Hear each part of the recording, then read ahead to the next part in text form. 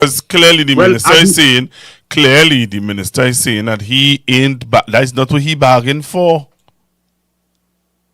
well, what I can share with you today, even in the newsdays today, the headline is part of the caption is teachers would have signed off on their negotiations with the CPO, and part of that agreement is that they will now receive the new salary in January month end, and they are looking forward to having and receiving the back pay for that same period that they would have signed off. So that is also part of the newspapers today's reading.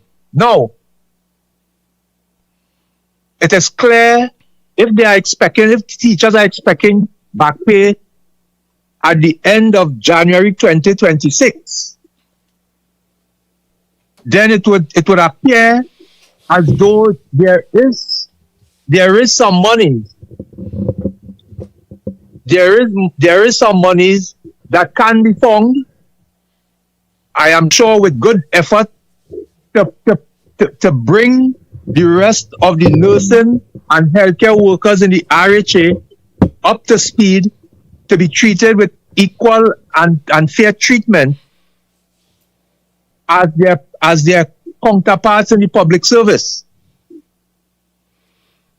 So I think that is what nurses and healthcare workers, including the doctors, the physiotherapists, the attendants, the wards maid, I think they are looking forward, because they have been functioning on 2013 salary, and we know what has happened with inflation and the pandemic, and then there was a recession in 2015 going into the pandemic, and we have not yet catch ourselves, even as a people and as a country. So we also have to look and consider maybe the economic climate that we are facing at present. Now, notwithstanding that, we also have to bear in mind that there was an election promise throughout the campaign by the Prime Minister and her team, which is in government today. Whenever they were asked by the reporters about this kind of money that they were promising, her answer was, "I will find the money." Her answer was that, "I will find the money."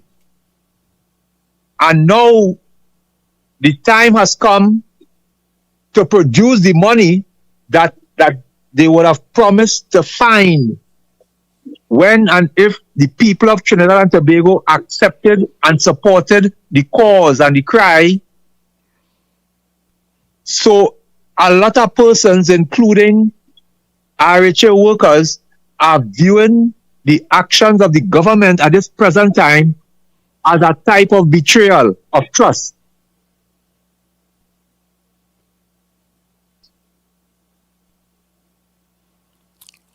I'm listening to you, and I'm trying to grapple my mind around this issue, in the sense of, I had a union leader on, was it last week, from the San Fernando City. She is in charge of the San Fernando City Corporation workers. Right? She would have signed off on April 26th. She signed off on the agreement. Election was called. Well, election happened. Government changed. The CPO said to her, "I will let the new finance minister know what is happening." He met with the Minister of Finance. He told the Minister of Finance that we have money for San Fernando City Corporation workers. The minister said, "Okay, we will work on that." And what has happened was that now the workers and they are waiting for their money, their back pay, and they raise their salary, and nothing Well, let me just share this with you. That same signing that took place in April by the San Fernando Corporation, the tutor, the union that represent the teachers, the defense force, the police, the fire services, these are unions that would have also signed on to that same period, and they have not received any part of that agreement, even though it was done quite in April. So that is a whole different thing to try to explain. There is no justification that anyone, including the government, could tell the people of Trinidad and Tobago that could make that right, except they were supposed to treat with those workers, including the teachers, because their negotiations would have finished and ended quite in April.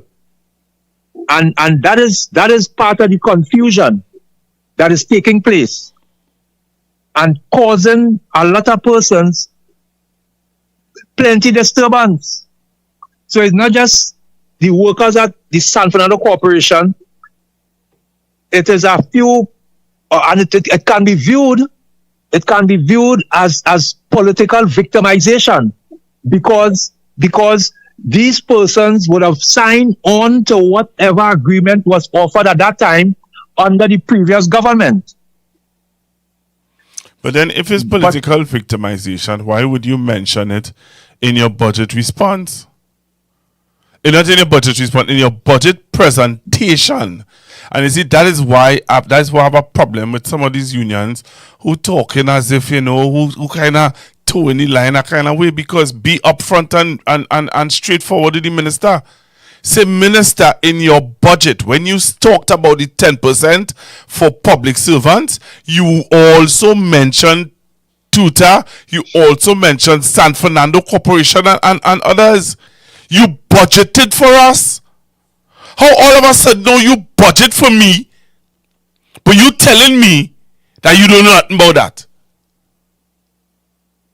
That could never be right. Let me share this with you. As I said, it can be viewed as political victimization in a serious way. Now, in 2015, we had a change of government. And the change in government, with the change in government came certain responsibilities. And one of those responsibilities at the time was that the incoming government had a 14% increase in salary that was negotiated between the PSA and the government, and other workers would have had their agreements signed off, but was not paid. The incoming government went and borrowed money and paid the debt that was owed to the workers without anyone even getting an opportunity or allowing anyone an opportunity to raise a question of political victimization or anything like that, partner. Because it does not matter, it's not supposed to matter which government, or if you appear to be supporting a government or not. It is the workers, it is the public purse, and an agreement was made with the government. Even if government change, the agreement stand. So there's no excuse. There's no excuse for these unions that was signed quite in April for 5%. There is no excuse that this present government could make or give to the people as to why they have refused. And the union leaders, my friend, and let me share this with you as I come back. The government, I must say, in fact, some of the union leaders supposed to be looking out for their members and look for the best that they can get for their members. Don't matter which government in office. And as such, in 20 for the period 2008 to 2010, there was a campaign and protests and negotiations was taking place. And the PSA at the time would have signed for 5% for that period 2008 to 2010, signed for 5%. And the rest of the unions in Trinidad and Tobago, my friends, they continue protesting because they want better treatment for the workers. They want a better wage increase. And they protested and they protested and they negotiated and they came up with 9%. The government of the day offered them 9%. You know, the PSA and the leadership of the PSA at that time made an argument that since the other unions got 9%, they are also entitled to the 9% and must get the 9% just as the other union, and it was given to them. So based on that precedent, the other unions who would have signed in April, my friend, for 5% for their members, because that was all that was the picture and the economic climate that was drawn and shown, that was the best at the time. But if a government come in office and now they think and they're saying that we are offering 10%, then they must also justify and tell the other unions who would have signed on, since the PSA would have signed for 5 and the 5 was increased to 9, why then it cannot happen to the other unions who would have signed for 5 this time? Well, you didn't hear what Elder said? He's supposed to be in jail. Elder, suppose something they should just grab him and carry him sentence hospital, because he was alive in this country as a union leader when that he made. I can't remember if he was the leader when that happened. What I'm talking about in 2010, 2008 to 2010, and for him to speak and say that those persons who sign for the 5%, since they already signed for it, as though it is in stone. Why he did not object when the PSA would have signed for 5 and received the 9 that the other unions would have gotten? I, being a member of the PSA, also enjoy the other 4% to make it 9. So why the other unions cannot get that same treatment? Why?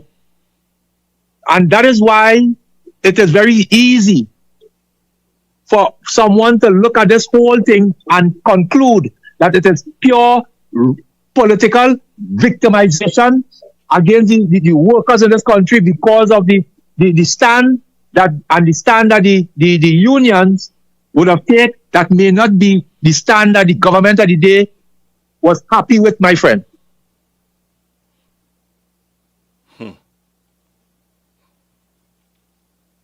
Interesting. This is interesting, yes? This is interesting. Yes, you can. I am lost for words. Why? And I just want to, and I understand what you're saying, but I just want to also put out there that the views of the interviewee is not the views of constructive talk, where he said about Mr. Ella and the, stuff like that. But let me say this. There is too much of misinformation, cloudy information that is put out there, or that persons are getting out there. At one point in time, we didn't know if they would get the back pay. Now we understand again, not getting all the back pay. They gain some of the back pay, or they gain an advance in salary. We still don't understand the process of the back pay yet. To be quite honest with you, there are a lot of people in Trinidad and Tobago who believe that they're going to get all their back pay. That is why some people are clamoring and saying that in the other persons who are saying that they're not sure if they're going to get the money are clamoring because they believe that they're going to get all their back pay.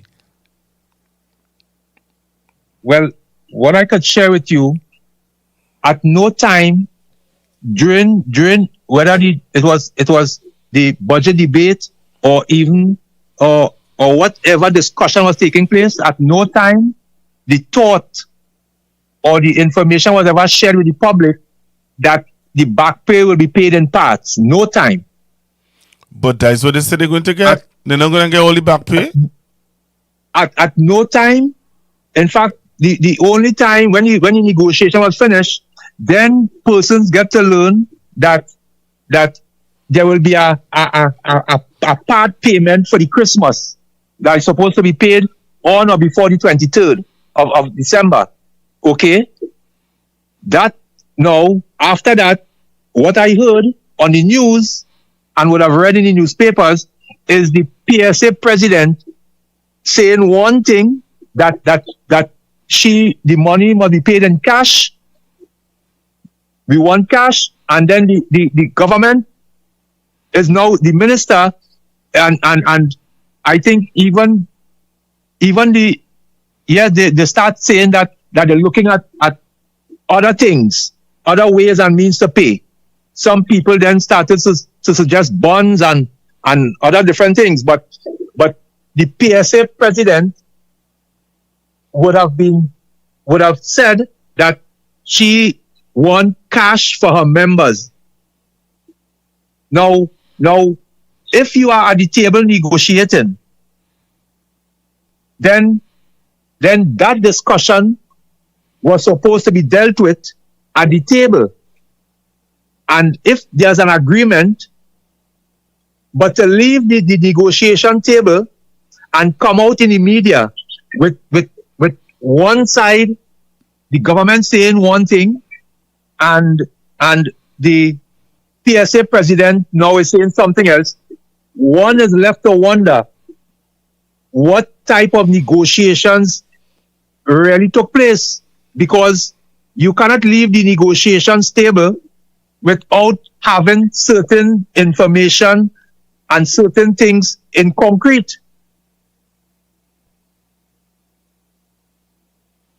And for the government to be now declaring that they have to look at other mechanism to pay the money that is owed to public servants that they promised that they're going to find,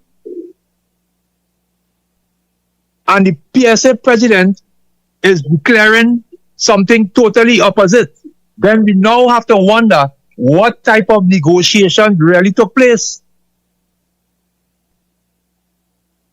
So it is causing confusion in the minds of the onlooker, in the minds of the workers. What is really happening with the negotiations? Is it that the negotiations still going on?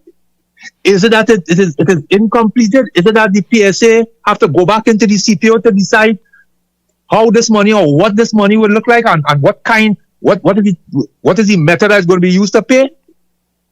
Why there is no clarity and confusion? Why there is confusion with that aspect of it? I sat here and I would have said very, very clearly, I sat here and said that Miss Felicia have very poor negotiating skills. When I saw at the end of the they said that the negotiations hasn't ended, but when I saw how it was going, I said, this lady, where are the elders? Where are the persons to guide this young lady where negotiations are concerned? There are too many things left unexplained. There are too many things, and more, when you think about it, you're wondering what is really going on. The minister is saying one thing, the prime minister is saying something else, and then we are all left to be wondering, okay, what they really mean by this? Or what this mean? Or is it that they're saying X, Y, and Z? Why we must be wondering? Why throughout the years, okay. Throughout the years of me being observant to PSA negotiations with the government in 2010, From 2010 to now, I think my awareness of this has been much more sharp. Right? And I remember when Watson Duke was negotiating, again, another poor negotiator, sorry if I offend anybody, another poor negotiator, because when Watson Duke was getting involved in what back then the minister said to him, take the 5% and whine to the side. He said that to him, take your 5% and whine to the side. All right? The thing, based on information that you giving us, and you're telling us that, hey, what happened back then was that because of certain persons and people got in their 9%, the PSA believed that they deserve the 9%. Cool? Yeah. Right?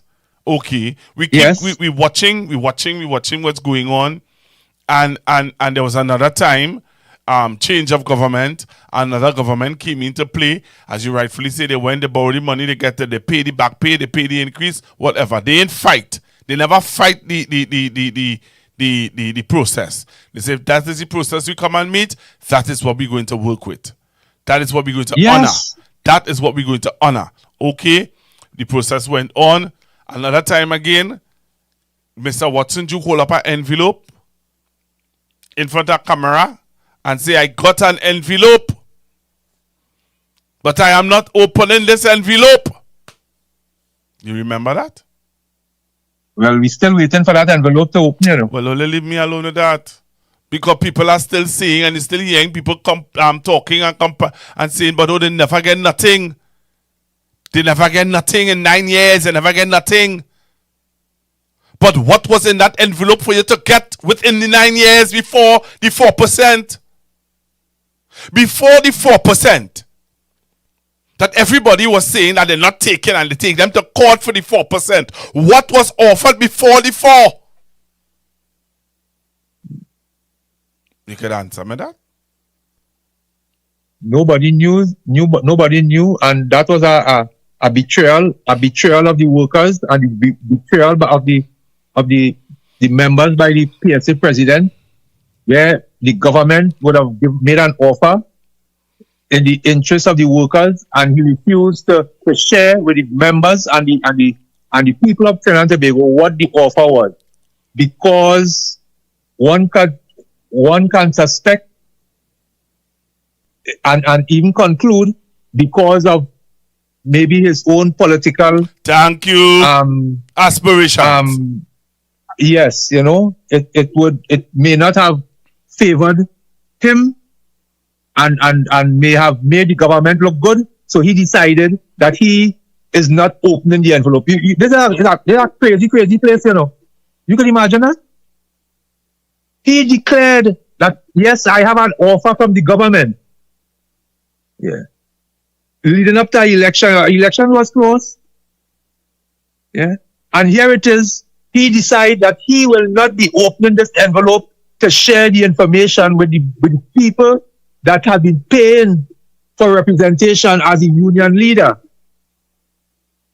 Yeah.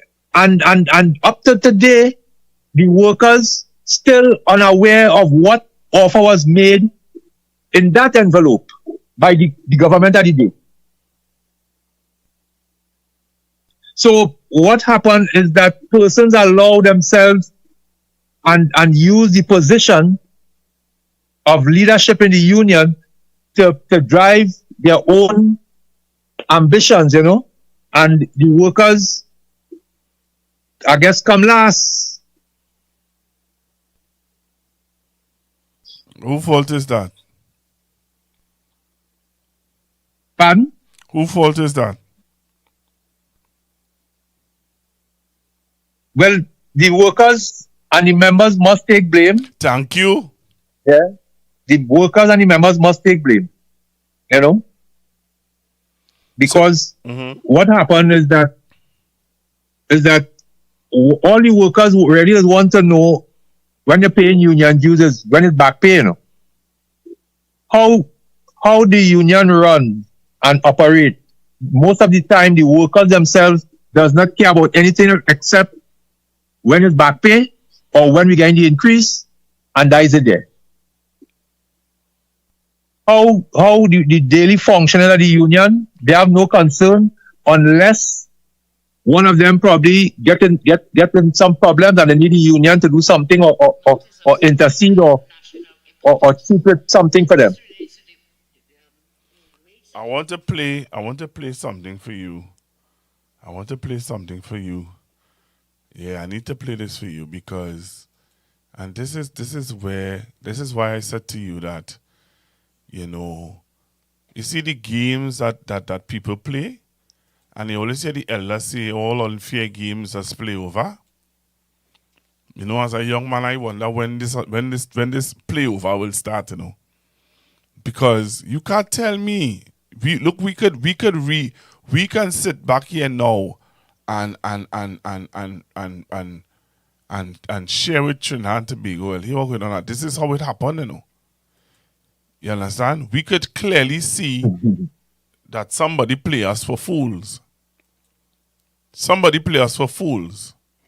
And now, as a nation, we are at a serious junction as a nation where, hear what they're saying, hear what we're saying. One person is saying to us, if they pay out our back pay, or if they even attempt to give that raise a salary, the economy could crash and we could find ourselves heading to the IMF. I lived in the time of the IMF. I will never forget what went on in this country, the inflation, the money, how the money devalued, and how people were suffering. People thought they were suffering 9 years ago. But I lived under that. And I could tell you, it wasn't easy. But the problem is that when you fail to inform or educate your people about their past, they are always doomed to repeat it. Take a listen to your Prime Minister, sir, and your money. Okay? All right. Take a listen to your Prime Minister and your money.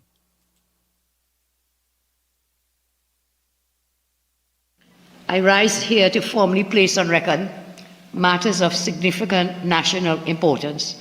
And this relates to the wage settlement and back pay owed to public officers represented by the PSA.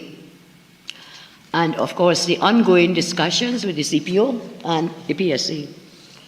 This matter then, in my respectful view, is not simply about numbers. It's not just about numbers.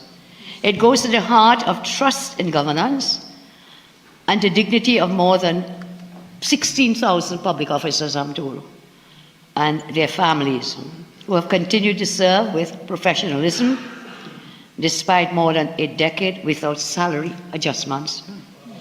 During our 2025 campaign, we committed that the government under my leadership would end the wage freeze, would settle the PSA negotiations, and we would ensure that there was meaningful relief before Christmas.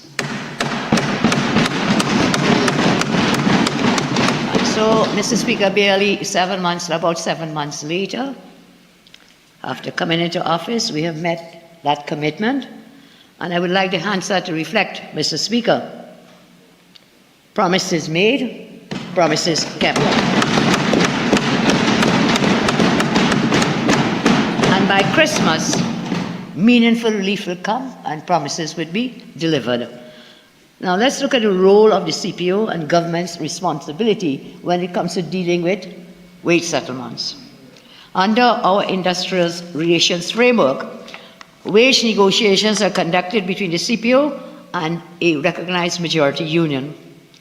The CPO, Mr. Speaker, is an independent office, and my government respects that independence.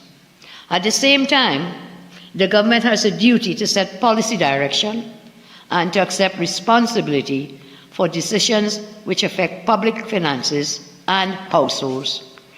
Our approach has been straightforward: respect the process, ensure fairness, ensure affordability, and honor commitments to workers. So the position is clear, Mr. Speaker. The 10% settlement will be honored.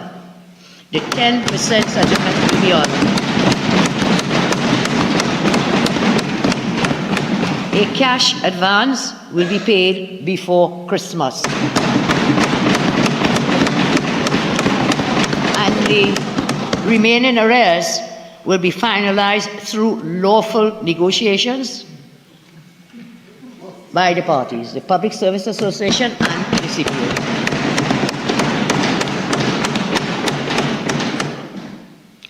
So I say, Mr. Speaker, whilst the Prime Minister does not negotiate clause by clause, it is still my duty to speak clearly. My government stands firmly behind the settlement and behind relief for these workers. We stand firmly in commitment to the agreement. Recent exchanges between the PSA and the CPO have created some concern amongst workers and the national community. Strong views are normal after years without any progress. However, progress is best achieved through calm, respectful dialogue, and I therefore encourage all parties to allow the established process to proceed professionally and responsibly. Mr. Speaker, permit me to place on the record the historical context of what's happening and what has been happening. Under my former administration, the 2011-2013 period. All right, I'm going to all that history thing with you. So, Mayor, you know, sir. So, you heard your Prime Minister. You heard what she had to say. Yeah. What say you? Well, what she has said there is totally different to what was being told to the people of Trinidad and Tobago, including the public servants, when they were campaigning for the workers and the people to support their cause during the elections. He said that we will find the money. I will find the money. Even though all the economists, all the financial experts would have said that our economy cannot and would not be able to withstand, it would send us to the IMF, it would do all these different things. Her concern was, and as she continued to say and preach, that she will find the money. Now, a budget was read in sometime in June, and another budget was read in October. After two budget was read, after making those promises, no allocation was made for the monies to pay the back pay and to increase the salary of the workers, the public servants, including the other unions who would have negotiated. So it appears as though the government is now declaring as though they can't find the money, and they're now going to look at other ways or creative avenues to see how best they could pay the workers using other methods other than cash. And that is not what was promised. Is that what the workers will accept? Well, one of the things with having a union represent you is that, and that this is something that's happened regular. The union at times does ignore what the membership and the workers want and side with sometimes the employer. And you as the membership, because you would have agreed that this is your union leader, then you have no other choice but to accept what they would have agreed to with the government or the employer. But it doesn't mean that you agree with it. You know, a lot of times the workers and the members find themselves in that situation. And this appears to be one of those situations. Well, we're hearing on the news where the workers and they said that they're going to go on and go slow. Well, the listen, they're so in the health sector, we're so short staffed that I don't know what more slow or how slower they could go. But my thing is, at this present time, because of the timing, I will not advise that any industrial action or even anything like that should take place, because it will not bring about any real result or any benefit to anyone.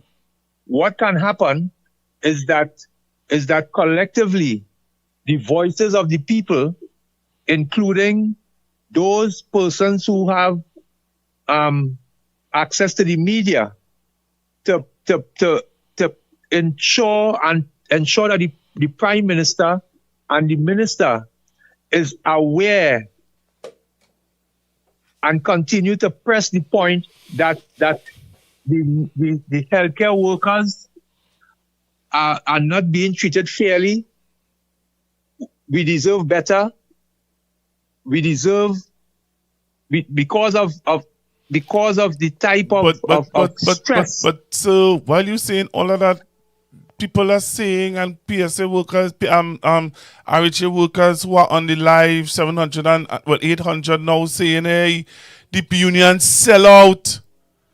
The union have sell us out. You telling we don't work, don't go on and go slow, and don't do all these things, and they hear anybody saying to you, but at the end of the day, the minister already said that we're not going to get nothing for Christmas. We had to wait till next year, which is unfair. And because, that is why I said, because of the short space of time between now and the 23rd,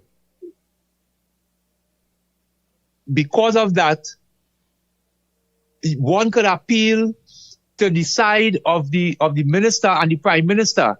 And I am all, at this present time, I am all for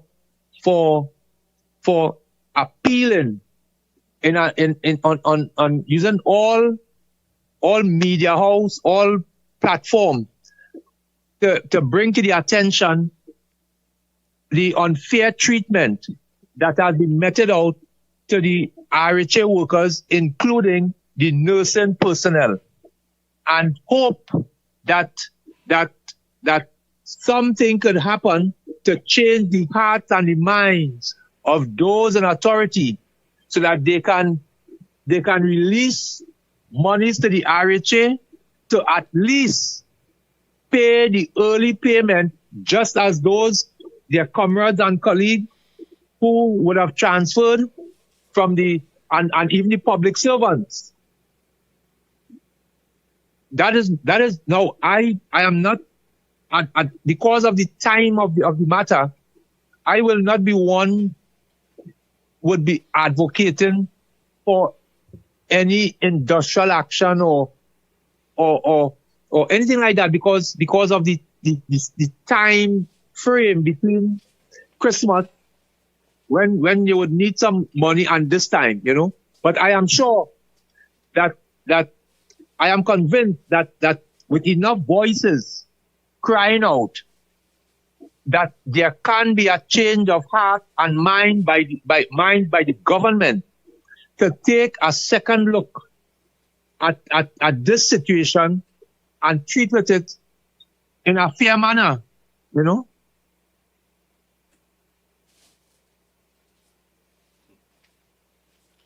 I hear you, I know. I hear you. But that is I want to take some calls. So here what I would do. I'm going to call you back on another number. Right? All right. And I want to allow the listeners to interact with you.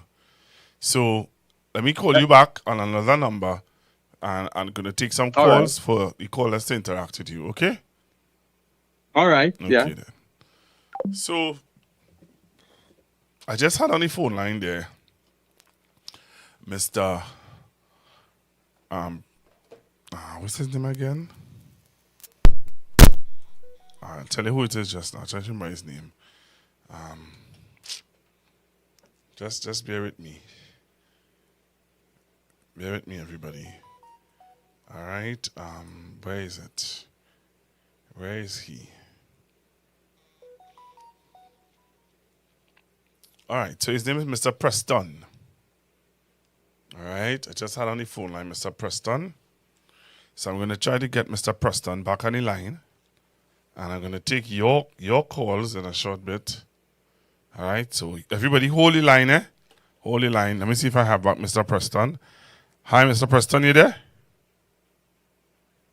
Hello, Mr. Preston? Yes, speaking. All right, so you're hearing me loud and clear? Yes, Hello? I am. All right, so just hold the line while I get some of the callers on who would ask you their questions. Cool? All right, so hello, good evening. Good evening, gentlemen. Good evening, sir. I want to tell Mr. George said earlier what the police and them had accepted was the 4% for 14 to 19, right? And and the police didn't accept the 5% offer for 20 to 22, and that is what Tutor, Amalgamated Workers Union, and the Defense Force signed off on. That was the 5% for 20 to 22. So they are the first unions to settle wage negotiations in this current decade and in this current cycle, right? That has 20 to 22 in it, 23 to 25, and 26 to 28, right? And all these periods will be under this administration, right? But I want to agree with him when he says that the Prime Minister is saying something totally different to what she said in the run-up to the elections, right? And we have been that, and in that thing, they always go back to saying the amount of wage negotiations they would have settled in 2010 to 2015. But who paid the money? And the fact is that when the last administration, who they claimed did nothing for 9 years, came in, they had to pay all these wage negotiations. People forget that, and they had to pay that in a time when the economy was depressed. And as they had done that, what happened? COVID came and happened. And Mr. George will want to admit and acknowledge that people were kept in their employ and received their salaries. And especially when it comes to public health workers, remember, they received ex gratia payment when other people who were considered essential workers did not. Am I incorrect, Mr. George? I was hearing you, but I wasn't hearing you as clear as I would like to. All right, I'm saying that what people forget is that during the COVID period, the only people who received an ex gratia payment in the entirety of the public sector workforce were health sector workers. Isn't that so, sir? Yes. Exactly. Health workers did receive the ex gratia payment, yeah. Right. Other public sector unions, and I could tell you, the police service lost 35 officers, 35 persons died from COVID. That was the most across the public sector, and they didn't get that. So when Mr. Elder talks about caving in, it wasn't a matter about caving in. I think it was caving in as somebody who was represented by that association. But when you think about the fact that people died and they had family members who survived, these people were able to get something because of accepting the 4%. And this is what other people like Mr. Elder and them not recognizing. You understand what I'm saying? And the thing about negotiations is this, and you will be aware of this, is that the mandate for any executive to accept any settlement comes from the General Council. But what you have to do is give all General Councils the correct information. And it is quite clear that in the lead up to the 10%, Miss Thomas and all wasn't given the correct information or the full information, and therefore she could not have advised her members correctly. So therefore, when people were going along with the 10%, I am quite sure that they were looking at settlement of all cash. And the non-cash items that the government is talking about was not part of the equation. Even if it's bonds or giving people shares in Republic Bank or First Citizen Bank by IPOs, that is not what people want. What people want is cash in hand. Isn't that so, sir? You're quite right with that. You're quite right because of inflation over the years, when you get the back pay, it done the value already. And when you get the bonds, my friend, when you get the bonds, is a further devaluation of the money and the word that you're really actually getting. After tax, you end up with the bonds, and then you need cash. So you're going and change the bonds in some building where the persons who are accepting the bonds will now have to wait until the bonds mature. So as a result of that, they are now going to charge you for every $1,000 $200 or $300. So right away, 25%. You're starting to lose 25%. Huh?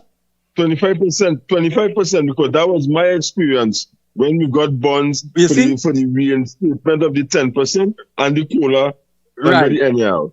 So I lost 25%. You already get taxed. You already get income tax on it 25%, and then the bonds people taking at 25%. So you're really you're starting since 2014 to present, almost 12 years or so.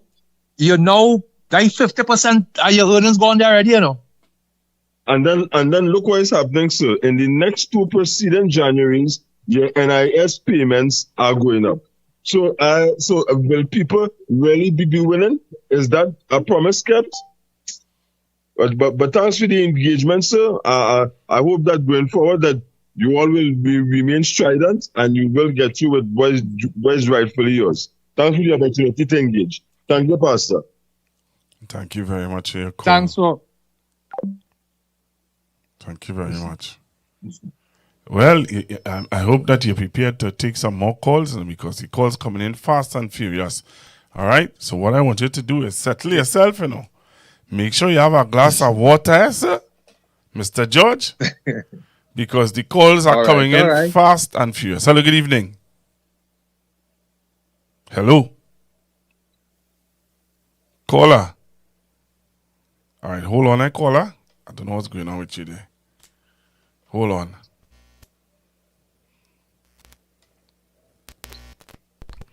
Hello, good evening, caller. Good evening, Pastor Gogo. Hi, good evening, ma'am. How are you? I'm fine. I just want to know if that person could call out the public servant who would be benefiting from this 10% if it will be Port Authority. I just want to know if that involves or. Well, once you're a member, I think it's once you're a member of the PSA, once you fall under the PSA union. Isn't that true, Mr. George? What exactly she's asking? She's asking who are the persons who are entitled to the back pay and the 10%. Okay. All public servants, including those persons, the Tobago House of Assembly, public servants and the Tobago House of Assembly, and those workers that would have been public servants and transferred to the RHAs, even though they have been transferred to the RHAs. You want to know what? If Port Authority. No, well, Port Authorities fall under a different union. Oh, okay. Well, so not the Port Authority, no, it have statutory authorities also, but they know that those statutory authorities fall under the Statutory Authorities Act, and they have been named in the Act, and although they are state entities, they have separate bargaining processes and that kind of thing. For example, WASA, even though the PSA would be negotiating for and on behalf of those persons in WASA, but they will not be part of this 10% negotiation that just finished there. Although they are state entities, another one is in like other words, Pastor, the Tiantec. report is exempted. Say that again. In other words, what? Pardon? In other words, the port is exempted, right? Right. So she's asking, in other words, the port is exempted From the 10%. In fact, the port, I think that union is led by a man called I think the port looking for 15%. the port is led by a man called Michael, and he said where they had already signed off at 12%, Right. and has not received it, and they are in fact fighting for the government to honor that agreement of that 12% for the port workers. And that is one of the things that there are a few unions who would have signed agreements where the government before were not in agreement, although they would have signed, like the Seamen and Waterfront Workers Trade Union would have signed with the Port Authority, but there's a mechanism that supposed to involve somebody reporting to the Minister of Finance what the agreement is, and apparently there was some breach in that practice. Now, it's not written in the act that must happen, but there seemed to be a practice because the money coming from the Treasury, and because that breach took place, the government at the time decided that they will not honor it, and I think they had this pulling and tugging. One of the other body was the NIB, where you would also see where the government at present, when they came in, one of the first body that they dealt with and clear up their negotiations was NIB. They had a similar problem and issue just as the port. So that is why today you will see Michael and he said calling on the government to intervene and get this out of the way, you know. But they have already negotiated at 12%, sign off on it. It's just for the government to honor it. It was not done under this government. Somebody is saying that someone needs to put all this information in the print media, maybe, so that people will have a reference to review. Somebody is saying that they need to put this in the print media. Because right now, as I said to you, right now, all you're saying is what you're saying there is strange to people, you know. Here what people looking at. All right? So, Miss Felicia, who is the president of the PSA, when she won, she said she's going to get rid of the PNM. And she's going to get 10% for the workers of the for public servants. Boom. She get the 10%. She campaigned on the UNC platform. Every night she was on the UNC platform, she campaigned. The Minister of Finance stood up in the Parliament, reading out the budget, and he said 10%, promise made, promise given, promise kept. Boom. She lobbied to have the meeting with the CPO to sign off on the 10%. She met with the CPO, signed off on the 10%. We're looking at back pay. Boom, now you find out you're not getting all your back pay. Hold your hand. All we could give you is X, Y, and Z. Right? That is what we are being fed in the public domain. We hear the Prime Minister saying, the Prime Minister was saying that, the government or the minister, the CPO, all right, let me put it this way. She said, straightforward, she said that the CPO is an independent person, which we know is rubbish, foolishness, nonsense. Because clearly in the Parliament, when the Minister of Finance stood up to speak, he said he has instructed the CPO. So how could he be independent and being instructed? So sometimes people really take us for fools and think that we're so stupid that we don't understand the English language. Right? That is true. The Prime Minister said that the CPO is an independent person and he is the one that will negotiate. Negotiate on behalf of who? the Minister of Finance, Thank and you. the government. Thank you. So don't give me that crap about, oh, he independent. He's not. He is not. So everything, so what she has done there now is to throw him under the bus, and if anything was to play out or play off where the finance or whatever, the back pay or whatever is that, she could pull herself aside and say, no. He's independent. We are X, Y, and Z. It's like he could tell the government, okay, we'll have to pay them this amount or pay them all their back pay. And if he tell the government that they have to do it, that is the impression the Prime Minister of Trinidad and Tobago, your Prime Minister, is saying to people. That is not so. Was not so. Your Prime Minister? No, he's not. He's not independent. But that's what the Prime Minister said, sir. But sir, your Prime Minister said that. You know, you're laughing. So your Prime Minister, if I had the recording, now I play it for you. I understand. I know that is true. What you're saying is true. The Prime Minister, your Prime Minister, said to Trinidad and Tobago that the CPO is an independent individual. So the CPO, and she drawed an example too that get me mad when she made the example about the cell phone. If he say that if they negotiate for them to get cell phones, well then they have to get Come on.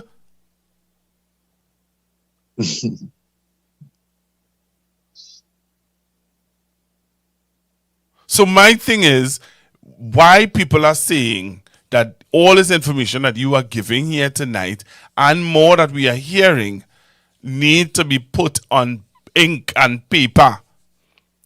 Because just like how you would have took us back into history and let us know that, in 2015, before 2015, a government would have the PSA would have signed off with a former government to get our increase. Yeah. Another government came into office in 2015, went, find the money, and honored the agreement. You said that to us. Yeah, it's a lawful agreement. Right. Yeah. You also said to us that after that government would have lawfully stood up to that agreement, what happened after that? They would have sent an envelope to the President Watson Duke back then, making an offer which he never opened, which you all never knew about. And up to now, you still have public servants cursing the other regime by saying, oh, they never give me nothing. That is true. That is also true. But your president had an envelope in his hand saying, I have an envelope here, but I will open this next year. Never open it. Never opened it. And then what happened after that? COVID come, they get a gratuity. I didn't even know they get gratuity. I did not even remember the health sector workers got a gratuity. Yeah, we got an ex gratia payment, a one-off payment. And then they still throwing in our face that they never get nothing. Up to now, you hear people telling us we never get nothing. They was wicked, they evil, they bad. The health workers did get the ex gratia payment. And after that, what happened? They come and they tell you, well, hey, because of COVID and the country having to come through that downfall. You understand? Here we're going on now. We could only offer only 4 and 4. When we bounce back and we catch ourselves, we will offer only something else. Let me share this with you and the listeners. The union that represent TNTEC, the Oilfield Workers Trade Union, they had negotiations going on with the TNTEC, and they were asking, I think, for 12%. At the time, the Tiantec said, listen, we can only offer 6%. And they somehow couldn't come to an agreement, and as such, it reached maybe the Ministry of Labor, and it ended up in the industrial court. At the industrial court, the findings was that what happened at the industrial court, I think also COVID came and met it at the industrial court.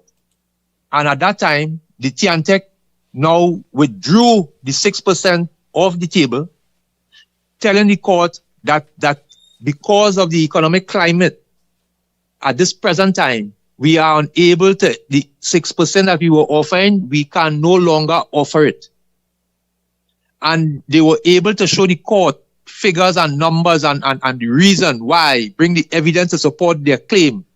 And you know, the Tiantec workers, NUGFW, left the industrial court with 0, 0, 0 for that same period where the Tiantec was offering them 6%.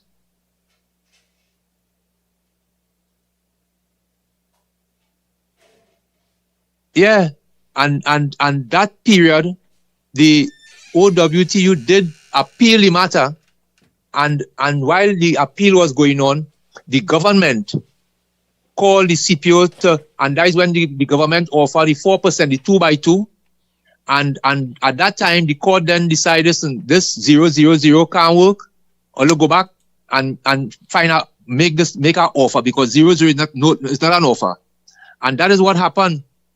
Yeah, and so that negotiations with the Tiantec is still outstanding. It has not been finalized. Yeah, and that is because of that was the effect that the COVID had together with a recession. If one remembers well, when the government came into office in 2015, the governor of the central bank declared that we are in a recession. You know, thank you, which was supposed to trigger real problems in this country. Thank you. But people forget that. People forgot about that. People don't want to remember that. People don't want to remember COVID. People want to forget about COVID. People don't want to hear. You see what you're saying there? People don't want to hear that. But I'll tell you this. And remember what I say to you here tonight.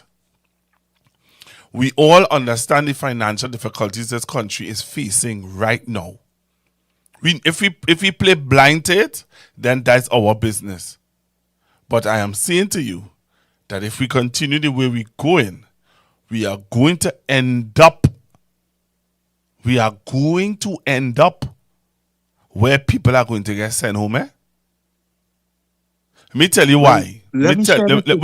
Let me tell you why I say that. Look at every time I play that clip with the chairman of HDC, people don't pick up on what he is saying. The chairman of HDC is sending home workers. Up to this week, he sent home staff from the San Fernando HDC office. A certain department in the San Fernando HDC office was sent home. You want me to tell you what staff is that? Let me tell you what staff is that. Those are the persons that if you are living in an HDC department and you're renting from HDC and you have a plumbing issue, or you may have an issue where tiles are raising up in the apartment, those are the ones that will come, do an assessment of the building or the apartment and said, okay, we need to send in an invoice or X, Y, and Z, letting HDC know that they need to rip up all the tiles in this room, do them over. We need to fix the plumbing. Okay, we're sending a team from the office to do the plumbing because it is leaking and wetting people down the second floor or whatever. Those persons have been sent home. The chairman said he is going to get daily paid workers to do that. The daily paid workers are in Port of Spain. There are no daily paid in San Fernando. Well, from the time this government came into office, the cry on the campaign trail is that nobody would lose. When the UNC win, nobody would lose. Everybody will win. And not long after, within 2-3 months, they sent home all the URP workers, the CPEP workers, the reforestation workers, all the contract workers in government places, government offices, government buildings, and they continue to send home workers. The Civilian Conservation Corps, they shut down the only youth program in the Ministry of Youth and Development. That all those programs gone, and the AGC is just another part of it. But who represent AGC workers? Which is a union that represent Which is a union that represent AGC workers? Even some of the workers there is represented by PSA, you know. Some of the PSA members have been sent home. Some of the PSA members were sent home, you know. Thank you. About almost 30 members of the PSA working in AGC who would have campaigned because they believe the president and they make the stand with the president and we rallying and that kind of thing, and they were sent home. Thank you. As part of the group of people that was sent home and is still being sent home. Thank you. And that is happening throughout wherever the government could get their hands and send home workers. That is what is happening. That is what is happening. And we must keep in mind, partner, that there is no pandemic and there is no recession. Okay then. No recession has been declared. No pandemic has been declared. Right. And these two things are in a recession, my friends. The economy does contract. You have no cash flow. Workers be sent home. But a recession was declared in 2015. And nobody was sent home. On top of that, a pandemic came and at it. Nobody was sent home. Nobody was sent home. And nobody was sent home en masse, meaning in any group of people being sent home. Thank you. Let's take this caller. One of the things. Let's take this caller before that happened. Let's take this caller before you go there. Let's take this caller. Hello, good evening. Hello, good evening. Good evening, ma'am. Blessed night to you. Well, I am a health worker, and I know Mr. George very well. But I have an issue. I have a lot of issues. And I want to start from when the unions joined up with the government, right? As we just say, they went in bed with the government, right? We're starting from there, right? If that is the case, are we expected to get true representation when you have the unions in the government? How are workers really supposed to be compensated or treated fairly when the unions are in bed with government? The second thing is, I sat down and was listening to the Parliament budget presentation, and I heard there were no allocations for the 10%. Right? That is the other thing. The other thing now is also they want to give us some cash and some other. They haven't declared if it is bonds or how they're going to give us the balance of payment. And I am thinking that the unions are not representing us properly, right? Because when they were campaigning, they weren't saying that the 10% you will get some in cash and you will get some in some other means. They weren't saying that it would have an issue with the health workers who transfer from ministry to this and all these kind of things. And this is not the first time we have had payments in back pay. This is not the first time. So what is the difference? What's causing all of this confusion? And I mean, we are not satisfied with this. Now they are saying we will get the money, and we don't know if you might get the money. Because to me, this is just talk. A set of talk and a set of lies, a set of untruth. So how you Alright? feel? How you feel about Mr. George saying to you guys, while you feel that way and a lot of other persons feel that way? What is your thoughts about Mr. George saying to you guys, do not take industrial action?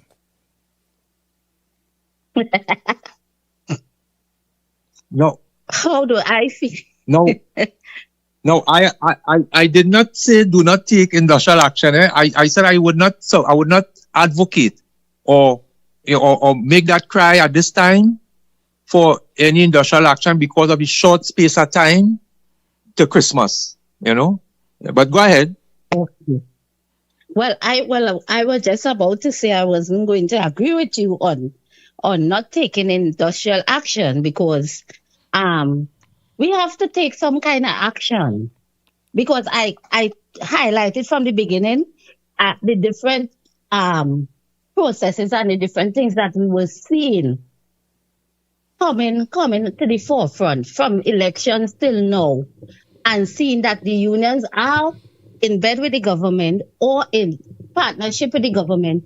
We need to know that we will get the proper representation, right? So if you're saying that okay, you don't think that we should take industrial action right now, okay, but we will have to do something if they don't keep the promises that they say that there's always be keeping that they're not keeping. Okay?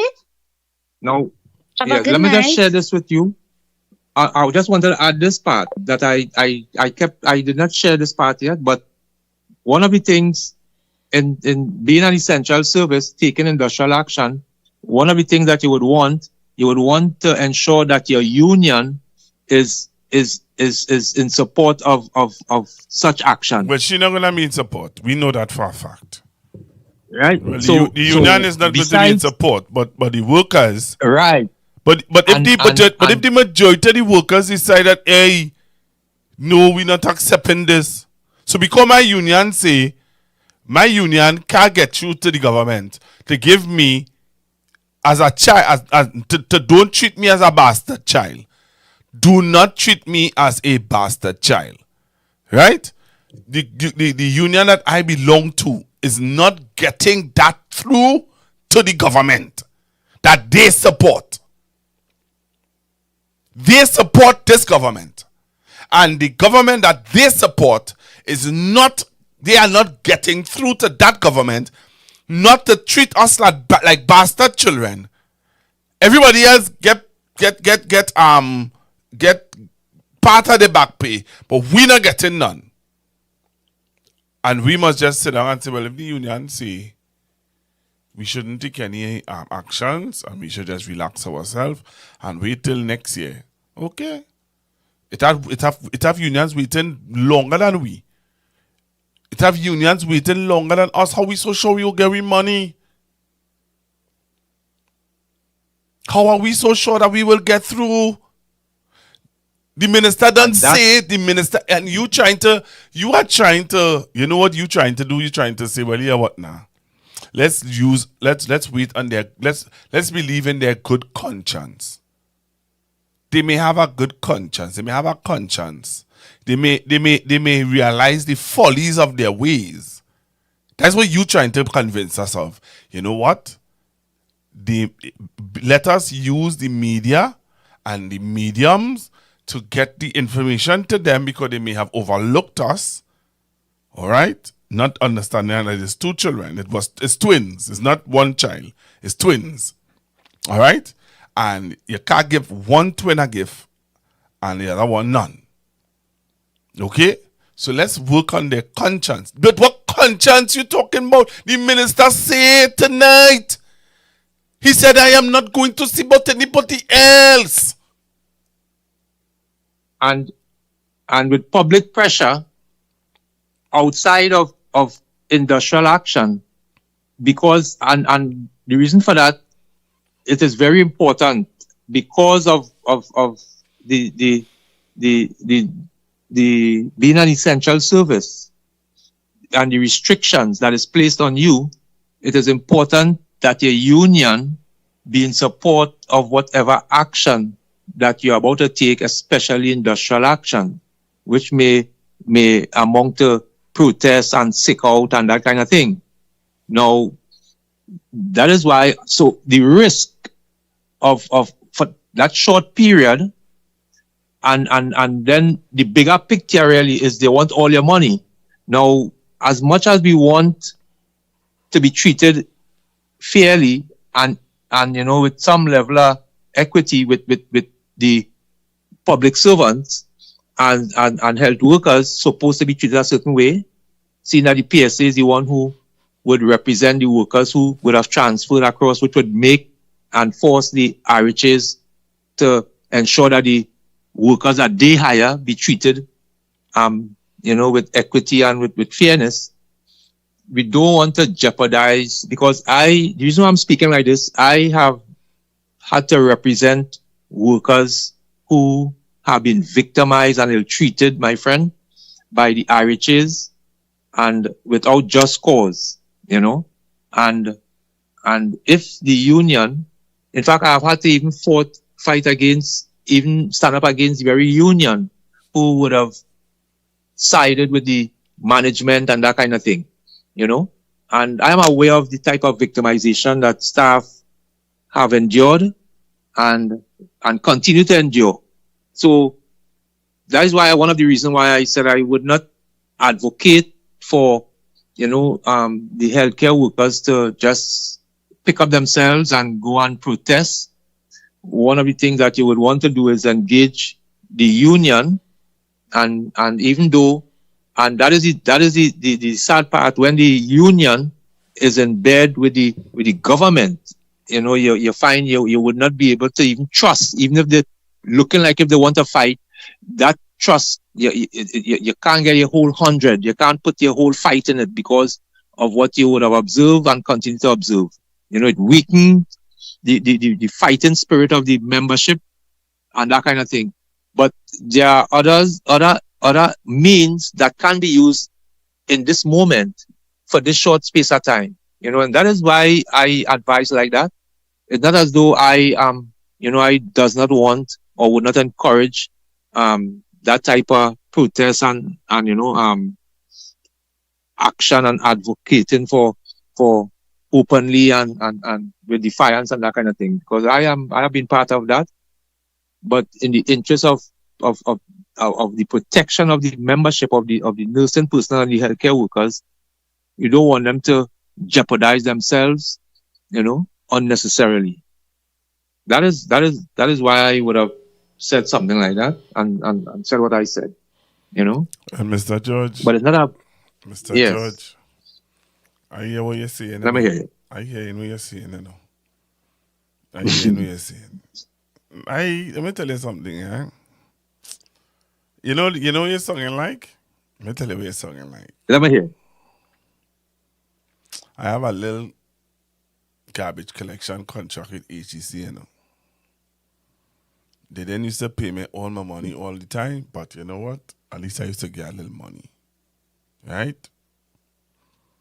The government has changed. I haven't got no money from since April to now.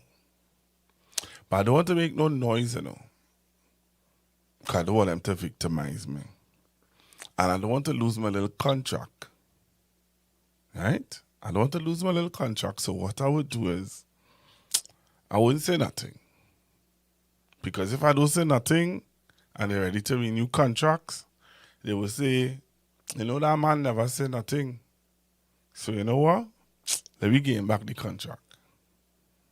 So you say that April, May, June, July, August, September, October, November, December. In December, you then hear the chairman of HGC saying, well, there are some people who have contracts that are not going to be renewed in December. Their contract comes to an end in December and it's not going to be renewed. So those months that I call out there that you never say nothing, You never send a pre-action protocol letter for your money because you're believing that they will have a good conscience. They will, in all conscience, say, that man ain't get paid for all them months. He still went and picked up the garbage for us every time he had to. Contractual agreement, he stuck to it. Even though he had no money to pay his workers, even though the tire on the truck burst and he had to borrow money to pour on a new tire, even though the truck break down and he had to borrow money to fix the truck, he stuck to his contractual agreement. But you know what? At the end of the month, December, he has to go. You hear what I just tell you? I hear you. You know what I just told you? There's a real story. I understand that. And let me tell you something. That brother, behind that brother, don't talk, and he don't talk again. You know, and he don't talk again because I personally can't understand that. And let me tell you something, Let me tell you something what upsets me about this real bad is that when they end their contract, it's not like if they're going to give you all your money at the end of the contract, You ain't sure when you will get our money.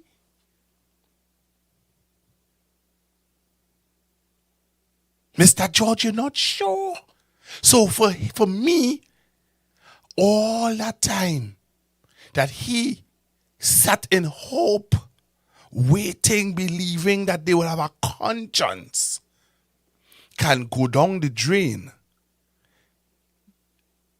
And he have no money to pay a lawyer to write a pre-action protocol letter to gain money. And I must sit down as your friend, Mr. George. I must sit down as your friend and accept that and encourage you in that. No. I am not advocating for the nurses or the healthcare workers to settle for that type of treatment. And it is why I myself would have spoken out on the matter probably about 2 days ago. And the reason for that is let me just share this with you. It have things that happens with nursing personnel and RHA workers that the rest of Trinidad and Tobago are unaware of. I will share two with you. You see like how this back pay come up here? Back pay?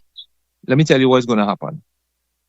The RHAs going back into the health workers, the workers file 10 years, 12 years, 15 years ago and coming forward, and they go in and reclassify those persons' sick leave that was classified with pay 10 years ago, 5 years ago, 7 years ago. And they are now going and reclassify it as without pay. And since it has now been classified without pay, it means that you got pay and they have to recover it. You don't have the record of that.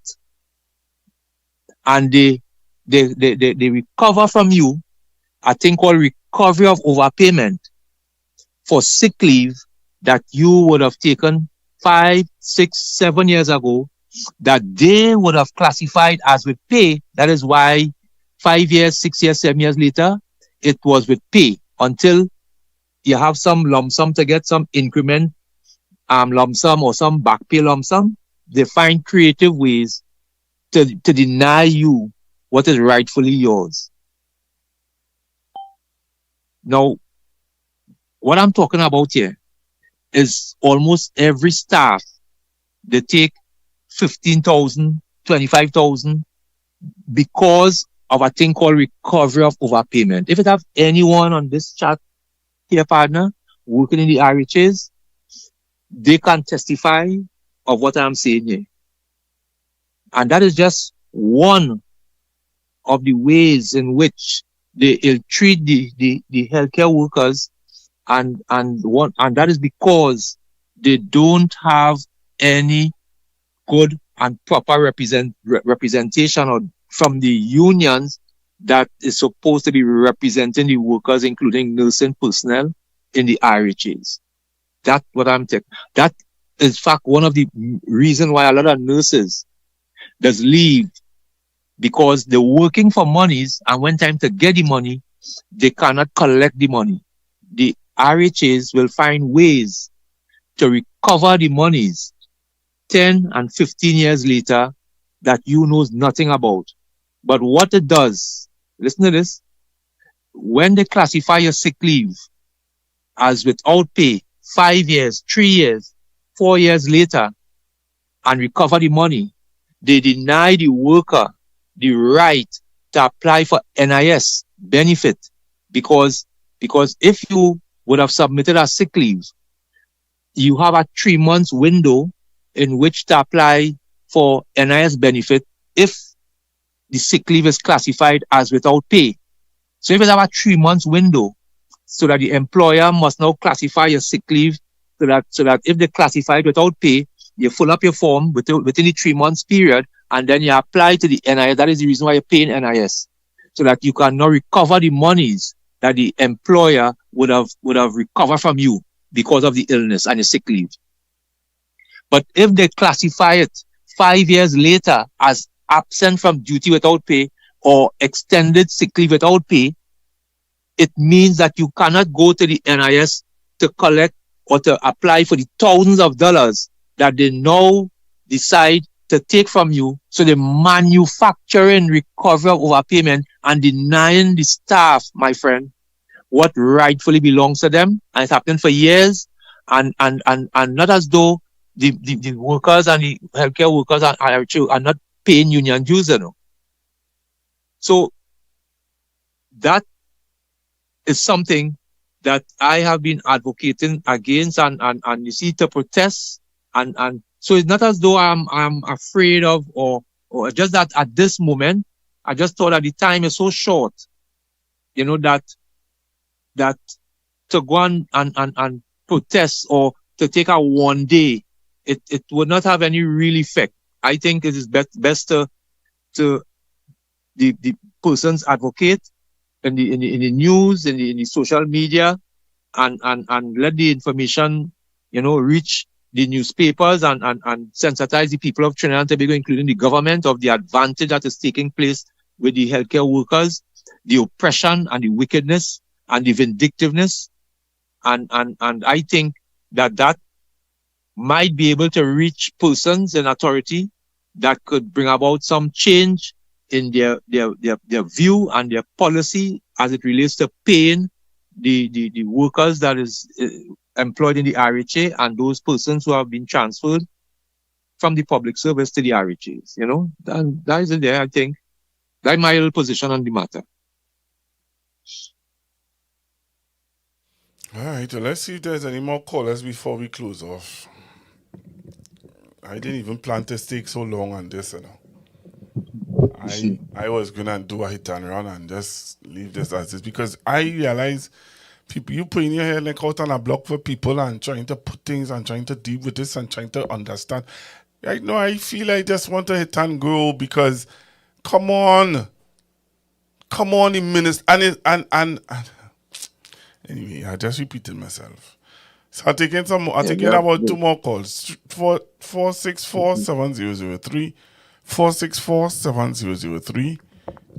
I'm taking your calls. You call in and we'll talk with Mr. George, and let's see how this goes. Hello, good evening.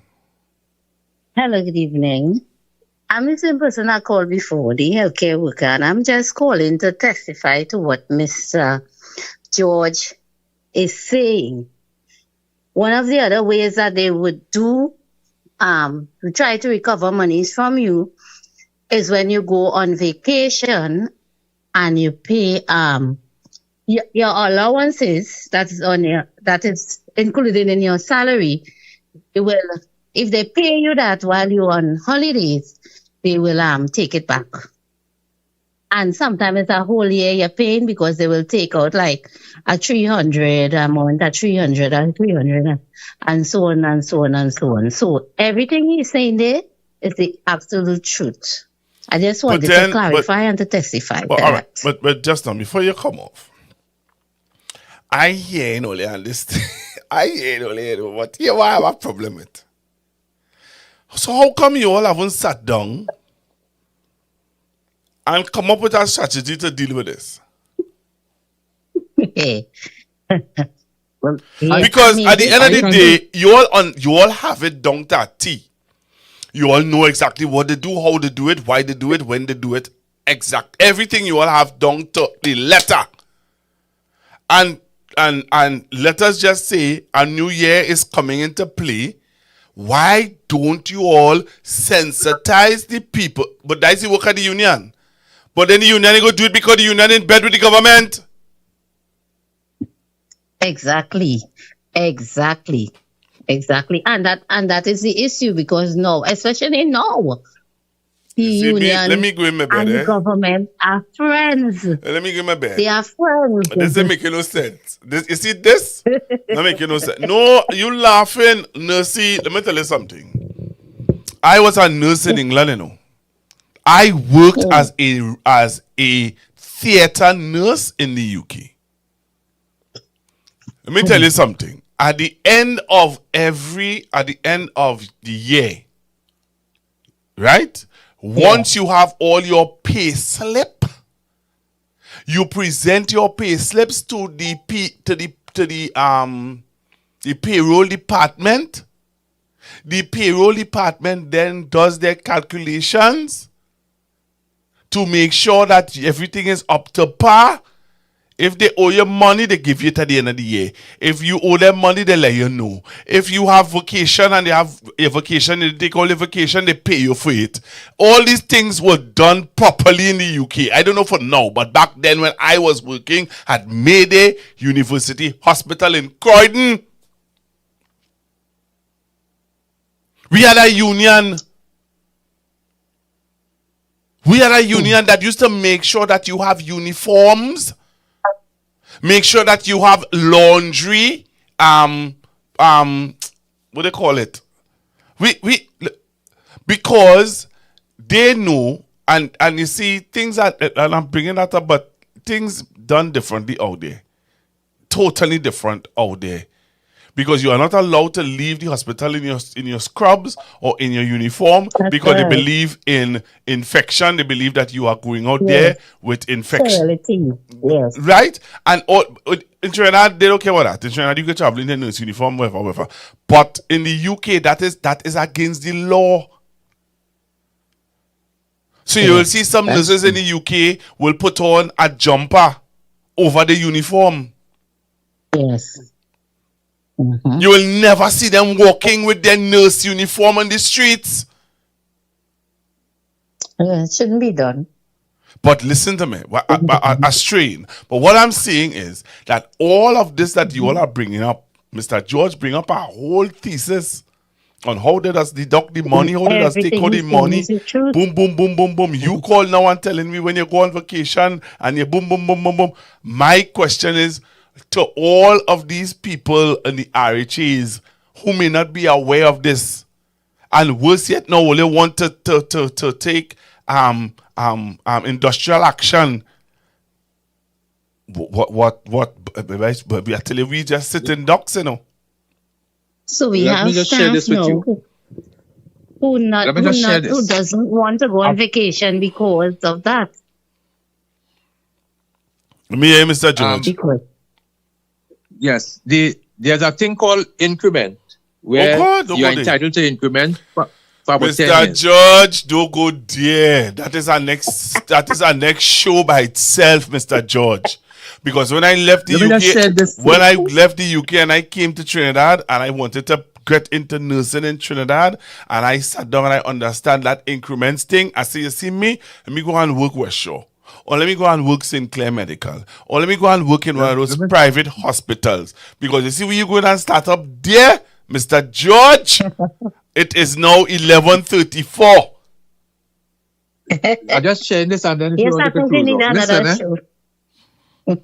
if what the unions supposed to be doing at this present time is ensuring that the employer make sure that all workers' salary, basic salary, is at the correct point, at their correct incremental point, so that when the 10% is calculated, it will be correct, it will be the proper amount. But if your basic salary is not where it's supposed to be, because of 2 or 3 increment missing, or 4 increment missing, or 5 increment missing, that's $500 short on your salary. So it means that your 10% is being calculated on your salary with $500 missing, Let's take this call.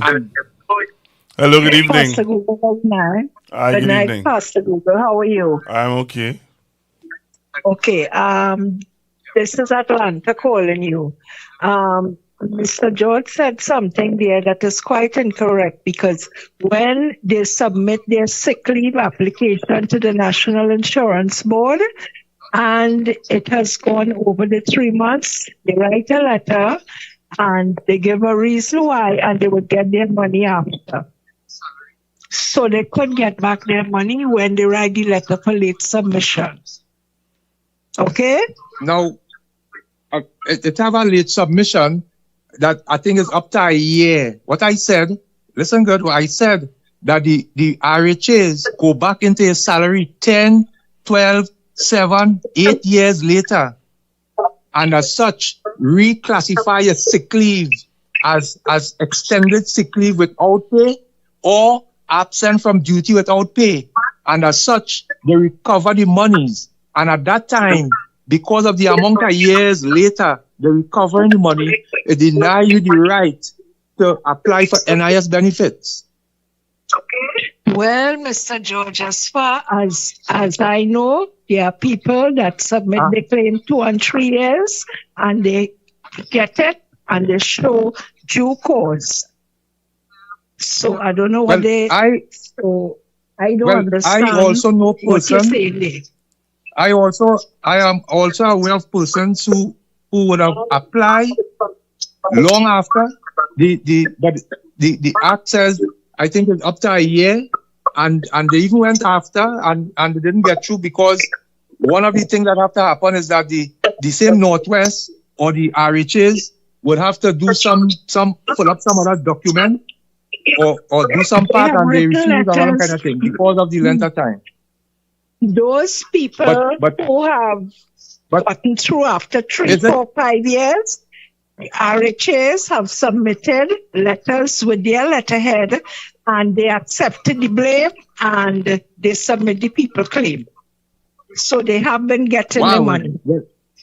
Well, this is the first time. The reason why I'm speaking this year, my friend, this is the first time I am hearing, just now, this is the first time I am hearing where persons after 5 and 6 years and 7 years and 8 years, they know because what the Northwest is now submitting letterhead with wow. Well, okay.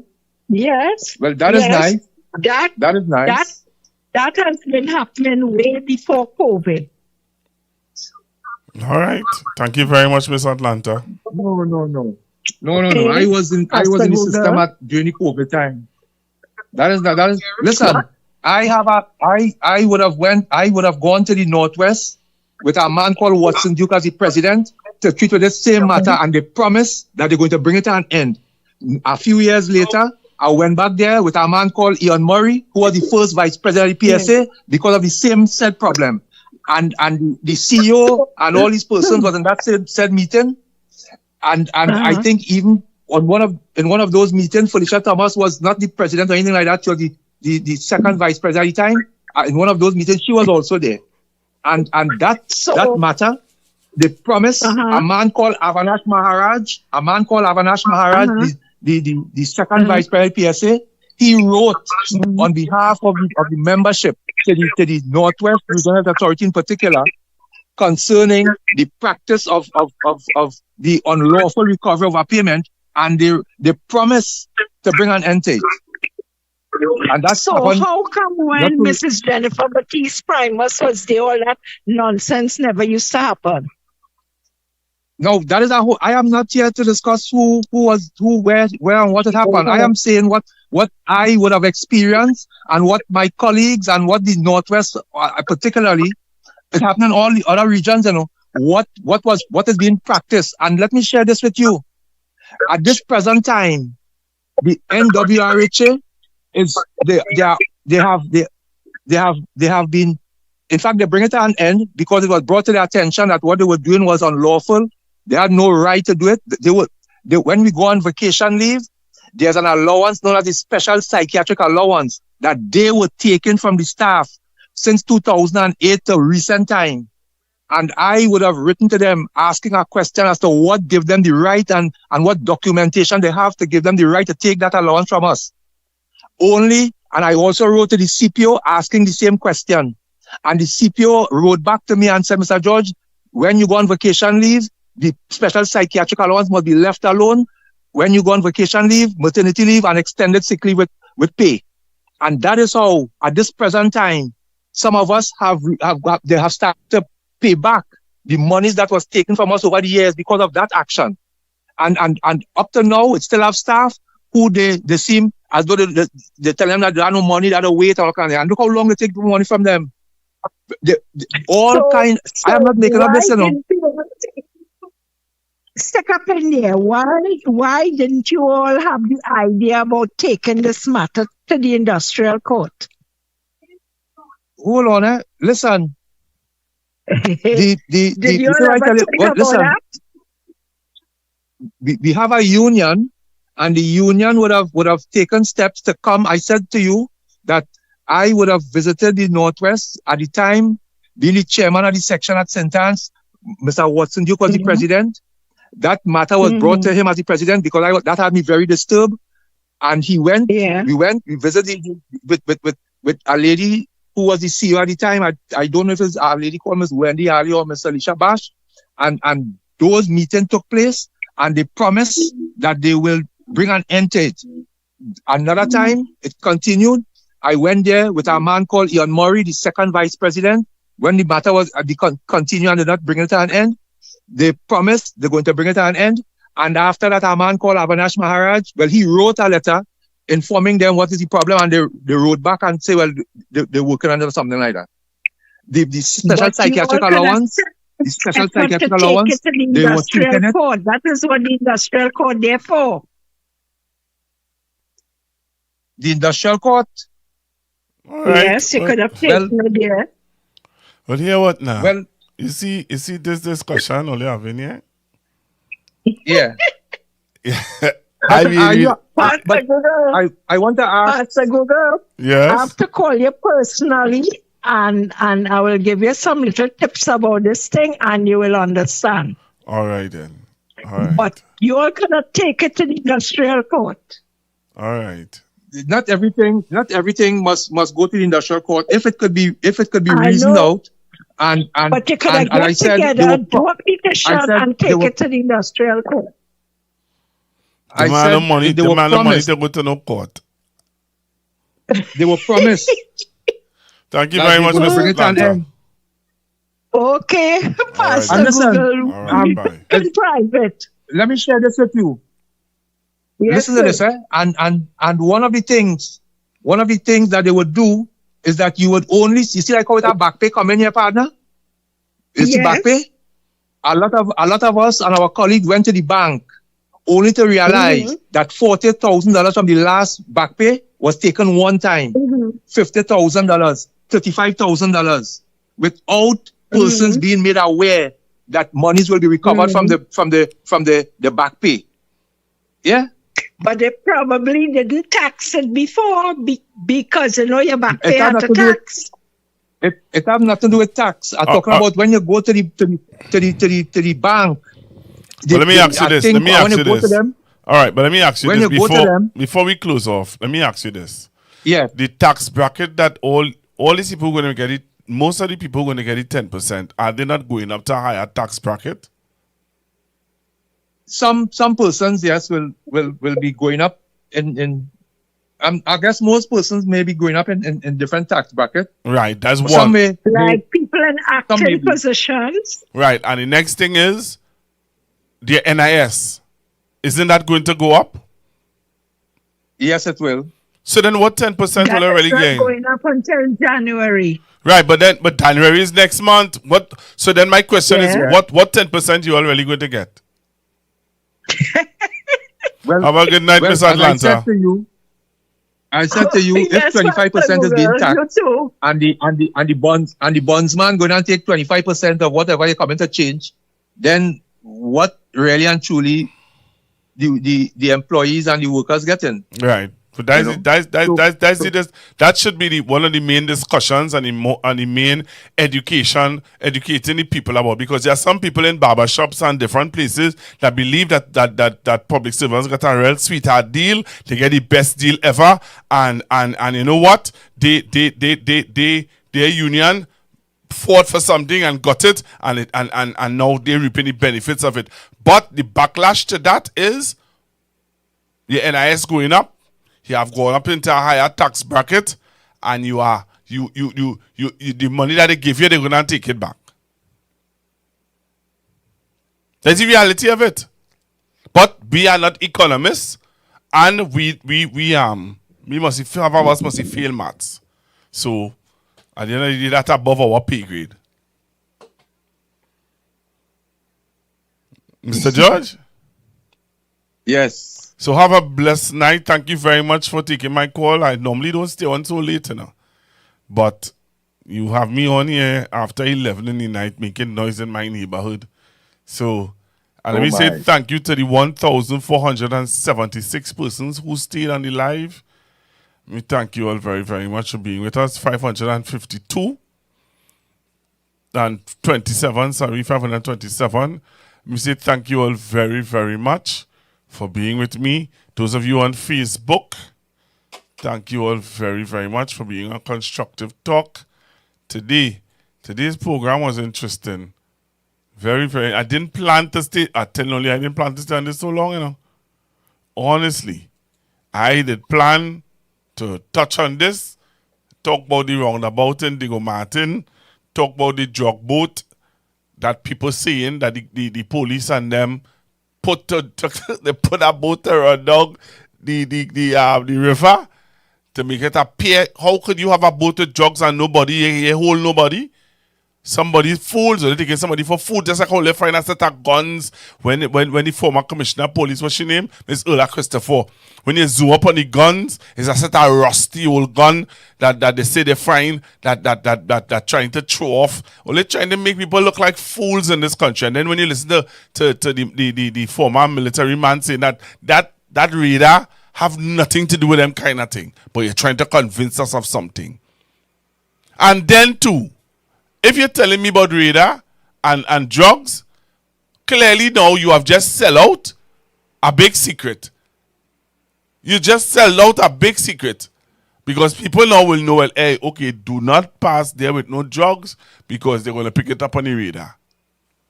If you know that is what the radar does, hush your mouth. Hush your mouth. You know that the radar picking up drugs that coming down through the Caroni River. And well, all right. Okay, Olio. We pick up a whole set of drugs here. Let me do something else. Let me pull it together. Come on. You ain't do that. You come out on the media with a big mic in your mouth talking about, well, right, this was a result of the radar. And But you ain't catch nobody. Just like Donald Trump, you're blowing up boats in the sea. Oh, come on, man. Will they really take me for fools, boy? How stupid are we as a nation? How stupid are we? People coming and building a wall around that roundabout. Who? Which part in the world you ever hear a man building a wall around that roundabout? Really? And then you have Philip Alexander. And then you have Philip Alexander running out himself to tell me about, oh, it's because of he. What nonsense! Then when you do watch a video, you see the minister of transport with the mayor of Diego Martin, the both of them discussing and contemplating if to take the first sledgehammer to knock out the first block. The both of them discussing right there, you know. You're hearing them talking. I taking the first sledgehammer, I go knock out the first brick. And then you see Philip Alexander, how much time later, say about he and the minister with Minister Julian John decided that wall have to come down. What nonsense! Lies, lies, lies, lies, lies. This place is being governed by lies. You telling me a councillor standing by a burnt out house, telling people by the burnt out house, when the member of parliament, he ain't come, but I come, love, love, love, love, love. And then after that, you hearing them off the mic saying, how a song, how it look, I do it better, I find it was good, and then he asking the young boy and them, then the young boys and them turn and say, so here now, boss man, you can come by the office for a little walk, or please, really? Really? That's what we accepting for governance? But no, if I eat a banana, will you be able to see it?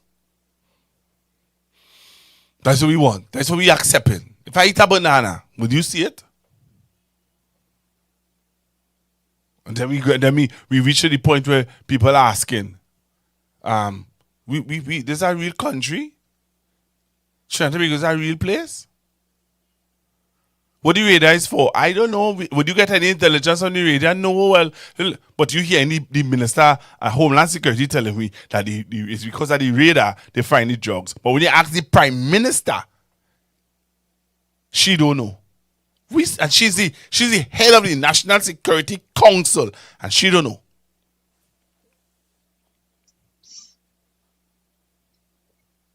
Be serious. We serious. We real serious as a nation. Like a heart attack. We real serious. We hearing all kind of explanation about this radar. Right now, the American government questioning the president about the boat that was blown out or the water. They strike it 4 times. And we in this country are sitting down talking about, oh, well, no, and well, and you know what? They're saying that like the strike come from Trinidad. Huh? They seized a tanker, a oil tanker. They seized an oil tanker that was supposed to be going to Iran. Iran say, hey, either only give you back with money or they give you the tanker. Or else we coming for we tanker. And we, in this country, sitting down, hopsy-dozy, waiting for Christmas and Carnival. And don't start me with the Carnival. Or don't start me with the Christmas. Don't start me there because I have a real upset about that, you know. That Barry Padrat could tell this nation, hey, we cutting back on Christmas celebrations. We cutting back on end of year celebration. So you see all the things that you all would have done for the staff, we cutting back on that. NGC cut back, this one cut back, everybody cut back, all the ministries cut back. But for Diwali,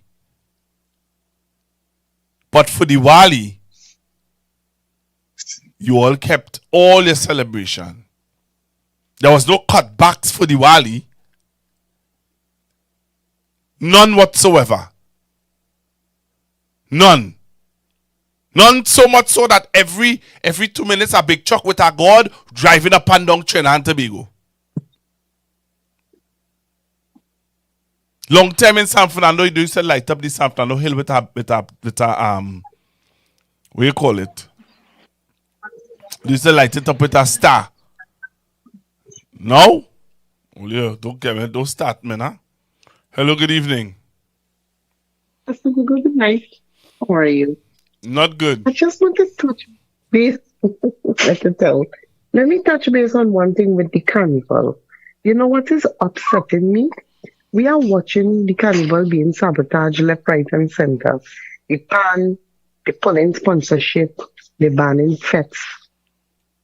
And I saw Barry Padara keep a Christmas party, and every soca artist you could think about run out and perform in this party. Normal. Upsetting me.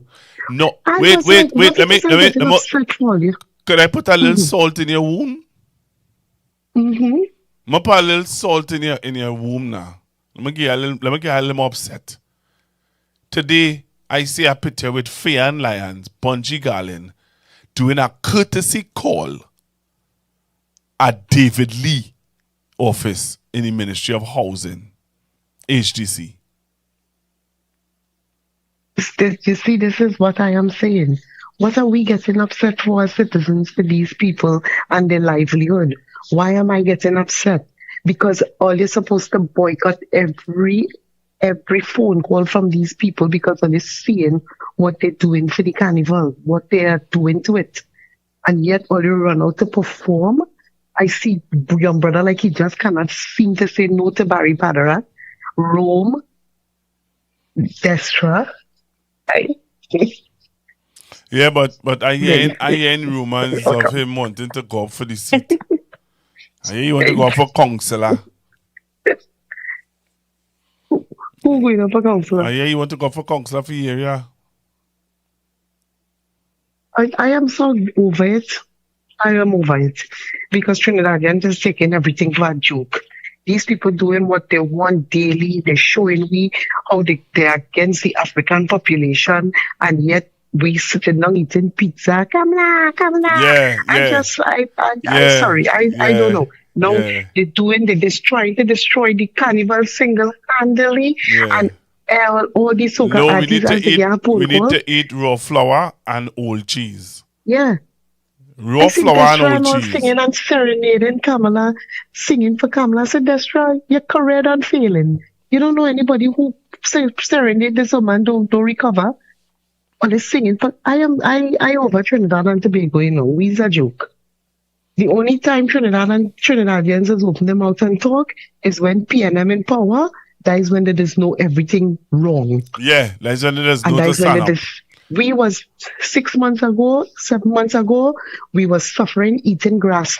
Things have gone worse, but we're not eating grass no more. Things have gotten worse. How much people went home, but yet we are eating grass no more. Well, you see, wait, just now. So you hear what going on with CPEP? Yeah, they're coming under a new name. So finally, Kingsley and the next one, the Jason and all of them will get a job now to cut grass. They're coming under a new name. And maybe Dumb and Dumber will finally get a contract because that is what they was banking on. Yeah, because from what I'm hearing is that the members of parliament are the ones that are going to give all the contracts. So they're going to give the contracts to members of parliament. And the members of parliament will be able to pick who contractors they want. I think it's about 3 contractors or 2 contractors per member of parliament. And that member of parliament and those contractors will then choose, I think it's 15 workers, and that's it. But it's only until March. Did you see the pay? Yeah, but did you see the pay?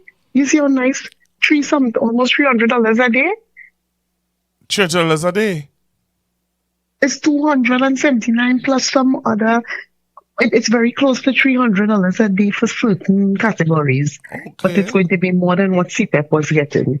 Okay. And they're only doing that because the carnival come in and the place looking horrible. So they want to try and get the grass cut up and make the place look good because tourists coming in the country. And then but the SOE, point is, and then the SOE coming to an end just now by March. So by that time, people wouldn't want to protest because they get a little end for the carnival. Oh, well, I'm not doubting it because I'm watching the soca artists and them performing and look at telling me now Bungie and Fia. I live in a constituency where David Lee was my minister for how many donkey years and he did nothing for Point of View. Absolutely nothing. And now he's talking about what he's going to do for Shoguanas because they was neglected. Trinidad is a joke. The only time Trinidadian and ungrateful, deceitful to Begonian people this have an issue is when PNM is in power. That's when everybody they see every problem, they see every fine crack in the road, everything is an issue. UNC come here the last time under Kamala, they rape the country, they do what they do, one of them turned millionaire in 5 years and 3 months and 14 days, and nobody ain't say nothing. They come back again, they're sending all your home, they're destroying everything, and now they just not saying nothing. So I had to stop eating up myself over this country. Trinidad is a joke. Thank you very much. Good night, Pastor Google. Good night to you, ma'am. Pastor, even the Calypsonian seems to be saying less.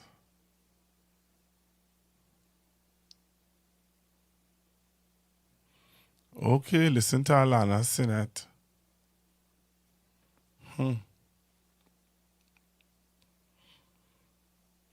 Wow.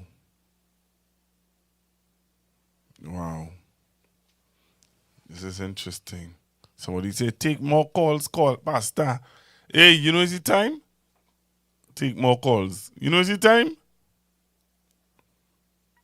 Yeah? Take more calls. Only easy now. Take more calls, Pastor. I see that on advertising Calypso semi-finals in Skinner's Park. They done advertising it already. Me boy, let's see how this thing play out. Let's see how this will go. Oh, I thought somebody sent me a voice note. Just remember, those of you who are on the live, remember next week we want to start our hamper drive. Next week we want to start to organize things for our hamper drive. Look, somebody said Malana Sinnett song.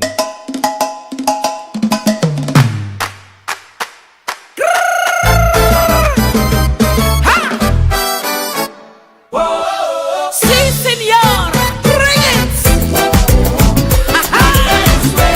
Where we going? Caracas or Washington? Not Venezuela. Not Venezuela. Otra vez, otra vez. Not Venezuela. Look back, I saying it cold. When the Yankees sneeze, we just catch the cold. This is not a quiz. It is what it is. Whether wrong or right, caught in the middle of this dog fight. It's a simple case of rock or hard place. Carry come to say what they want that don't bother me.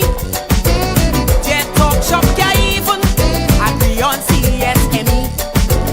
This is not a fairy tale. We need defense, not a holy grail. If I watch it break out for you, tell me what the hell carry come to. The US is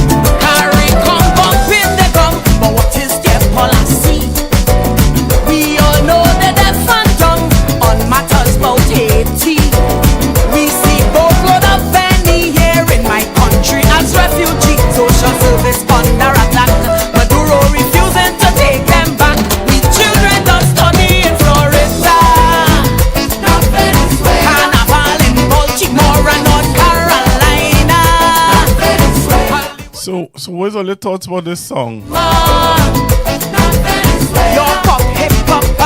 Good or bad? Kaiso, or you think it's not Kaiso? Basically what she's saying is that everything that we do is not with Venezuela, but it is with America.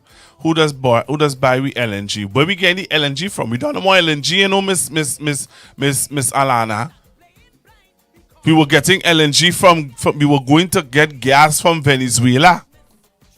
That's what we were going to get gas from Venezuela. Okay? Do you all agree or disagree with Alana's song?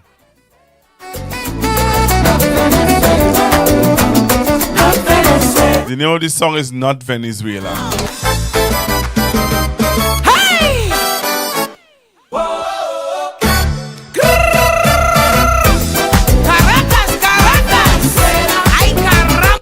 So you tell me if you agree or disagree with Alana, Senate. Hello, good evening. What do you call true?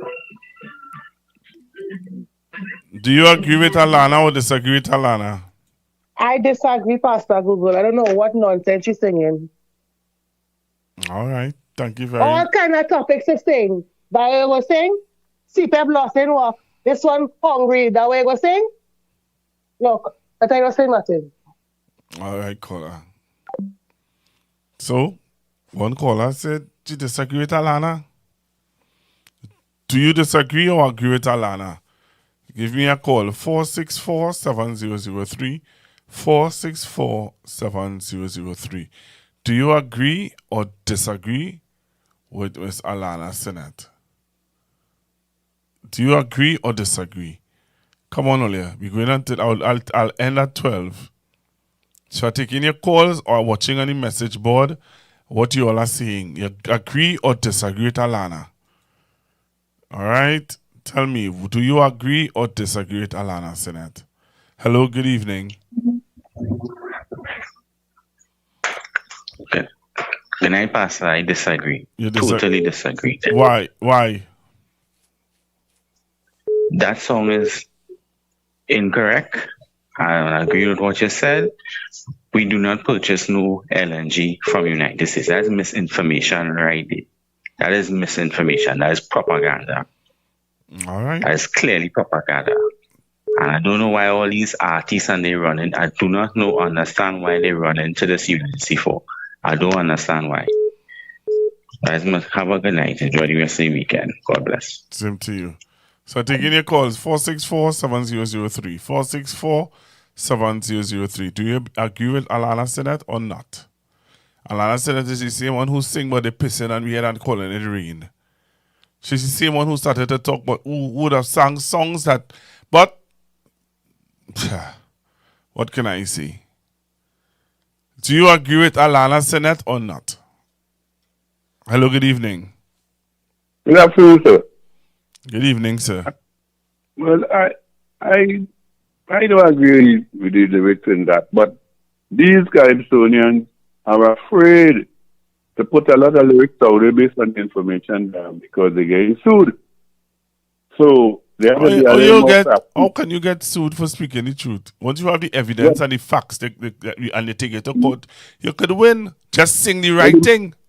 Well, the man who did that and Sue Crow, you see, he gone beyond Sue. So, remember, his issue with Crow is that Crow would have said that he was selling stolen vehicles. Crow ain't say that. Crow ain't say that. What you say? The judge said that. The judge sided with the man. But anyhow, that is a different story. But they are afraid to say certain things here now because, remember, they would have been threatened very early about what they say, So, but they have to be a little more crafty. But we will see, But Alana, according to the lady, I mean, you could say things a little. She better than that. I agree.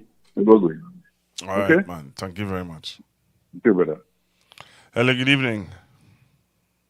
Good evening, Pastor Google. Good evening, ma'am. Hola. Hello? Yes, ma'am. Go ahead. Hello? Yes, caller. I'm hearing you loud and clear. Hello? Caller? Hello? Yes, caller, hearing you loud and clear. Caller? I don't know Pastor Google? Yes, I'm hearing you. Yeah, what I'm saying is, she gets a song to sing and she's singing it. I don't think she take time to understand what it is she's singing about. Because it's such, I mean, when you think about the content of that song, it doesn't bear out facts. It doesn't bear out facts. 25 cry. It's okay. But the senator in the Senate, he learned sang a song that doesn't bear out facts either. He learned sang a song about how he wants to be a landlord like Alwari.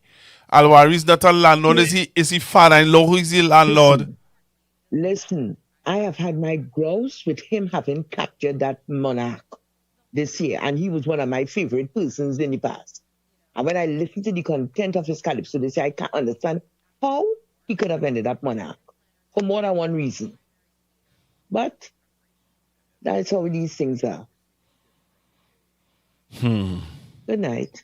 Thank you very much for calling. Thank you very, very much for calling. That's so much thing I wanted to talk about tonight. So much thing I wanted to talk about tonight. You understand? But again, to those of you who are on the live, me say thank you very, very much for being with me. And to those of you, just remember now, we want to help families. We want to feed and help support some families for the Christmas. All right? I want to help some families for the Christmas, and I'm asking you for your support. I am asking for your support. Can I get that? Huh? Can I get your support for the holidays? Please WhatsApp 464-7003. Ready to be. 464-7003. Please WhatsApp that number and let me know if you are able and how much you will be able to help me, put some food now and some plates for the holidays. All right? Please help me put some food on some plates for the holidays. So you can WhatsApp 464-7003. 464-7003.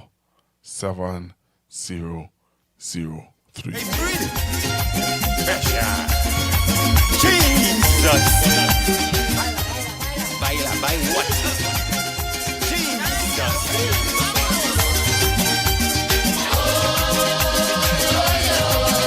Camilla making me suffer. Camilla making me suffer. I warn all you did not listen to me. You say yellow is the code, so you went and voted for she. But look what's happening now, a good 6 months ain't even past. In every nook and corner, the poor man catching the ass. You didn't like it rowdy, he too arrogant and black.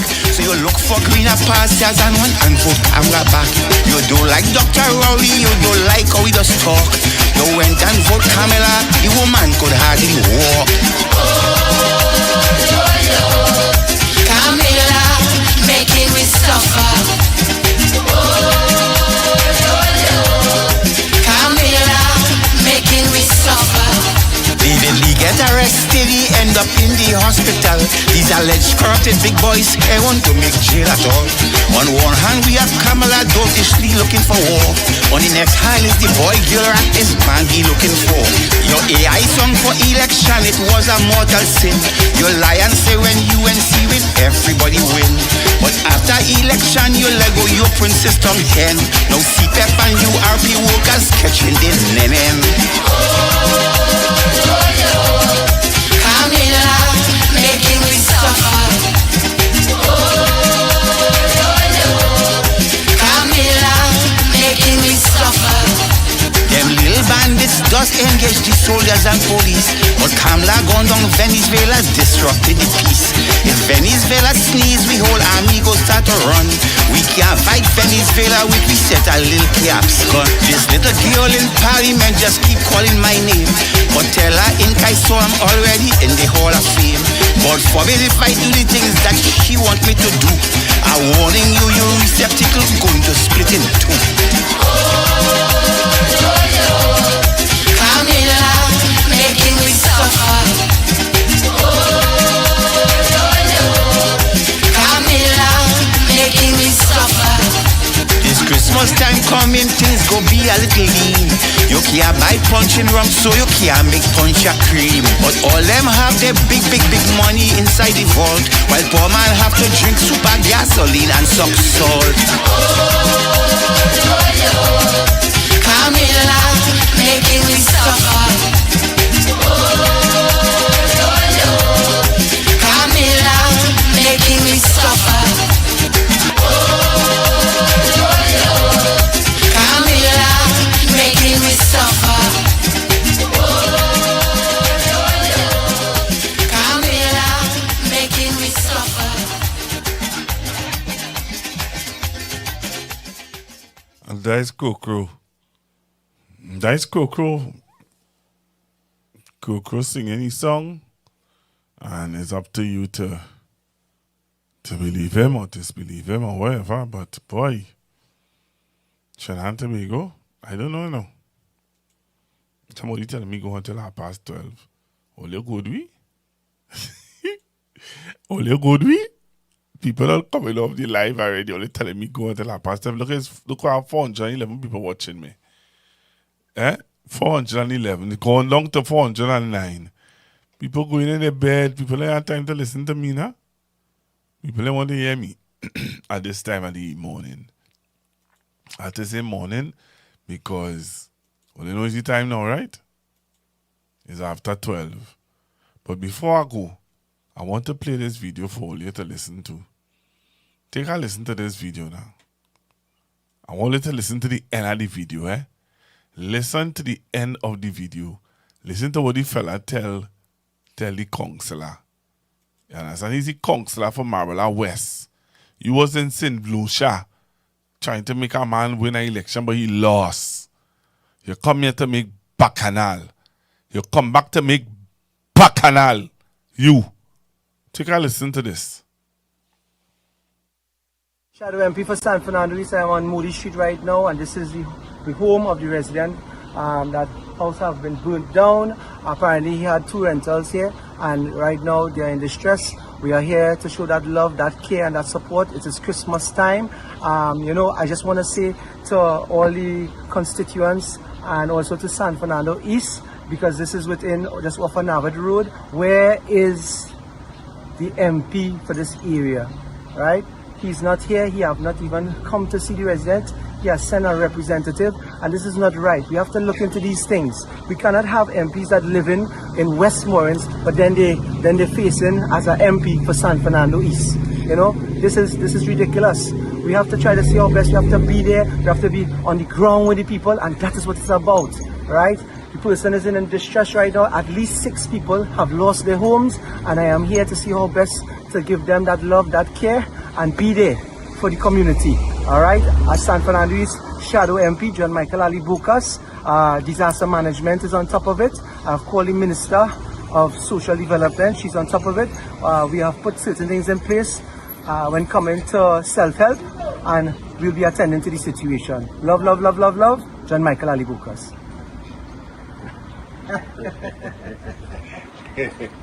How are you doing?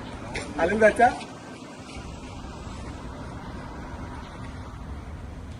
Yeah, boss, so we see when we pick up the office concerning and work and such. Love, love, John Michael Ali Bukas.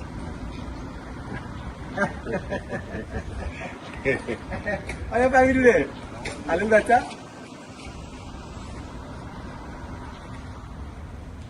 Yeah, boss, so we see when we pick up the office concerning and work and such.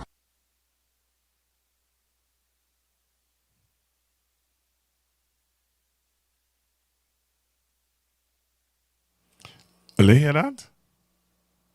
Oh, you heard that? Oh, you heard that? If anybody hear it, call man, tell me you hear it. Oh, you hear that? Yes, somebody say, only show. Yeah. Macamelian. He say, how it look. Show. That was no genuine care. That was a game on games. Yes, foolish. Fool the people. Yeah. Yes. Yes, only catch it. Yeah, only catch him. They catch him on mic. On the mic, they catch him. On the mic, they catch him. Yeah. How if I did look? How it was? It good? It good? Eh? Listen it again. Listen it again. Love, John Michael Ali Bukas.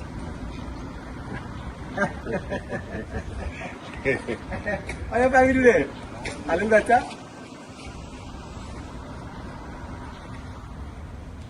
Yeah, boss, so we see when we pick up the office concerning and work and such. Love, John Michael Ali Bukas.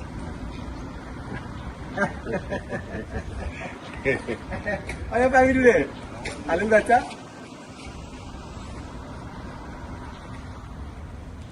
Yeah, boss, so we see when we pick up the office concerning and work and such.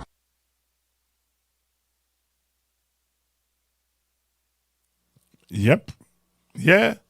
Where's all your thoughts? 464-7003. I just taking about 2 calls. What do you think about that? How are you feeling hearing a counselor from Marbella West?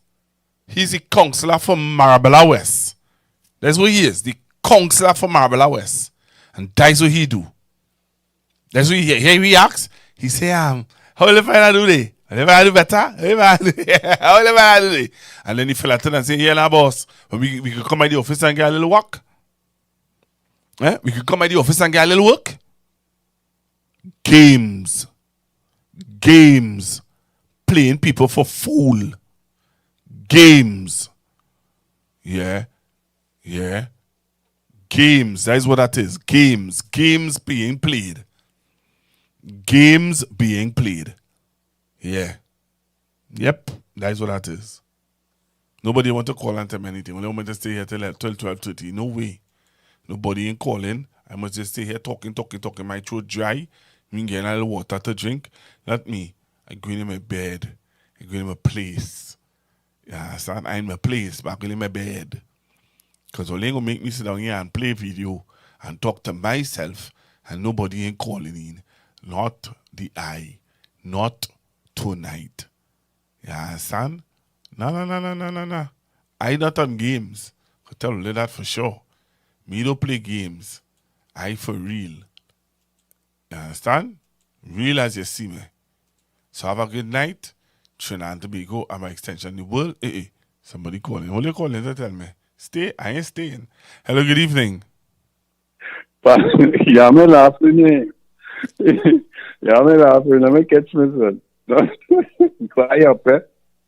Hey, you know something, eh? You know something, pray for you, because I always feel that they go come for you. So, brother, I pray for you all the time. But nevertheless, I agree with you. It's show, it's game. And there are people who are so blinded by this thing and the shame. So they're sticking with it. They have no other. They're not saying, hey, and it's people like us, my people.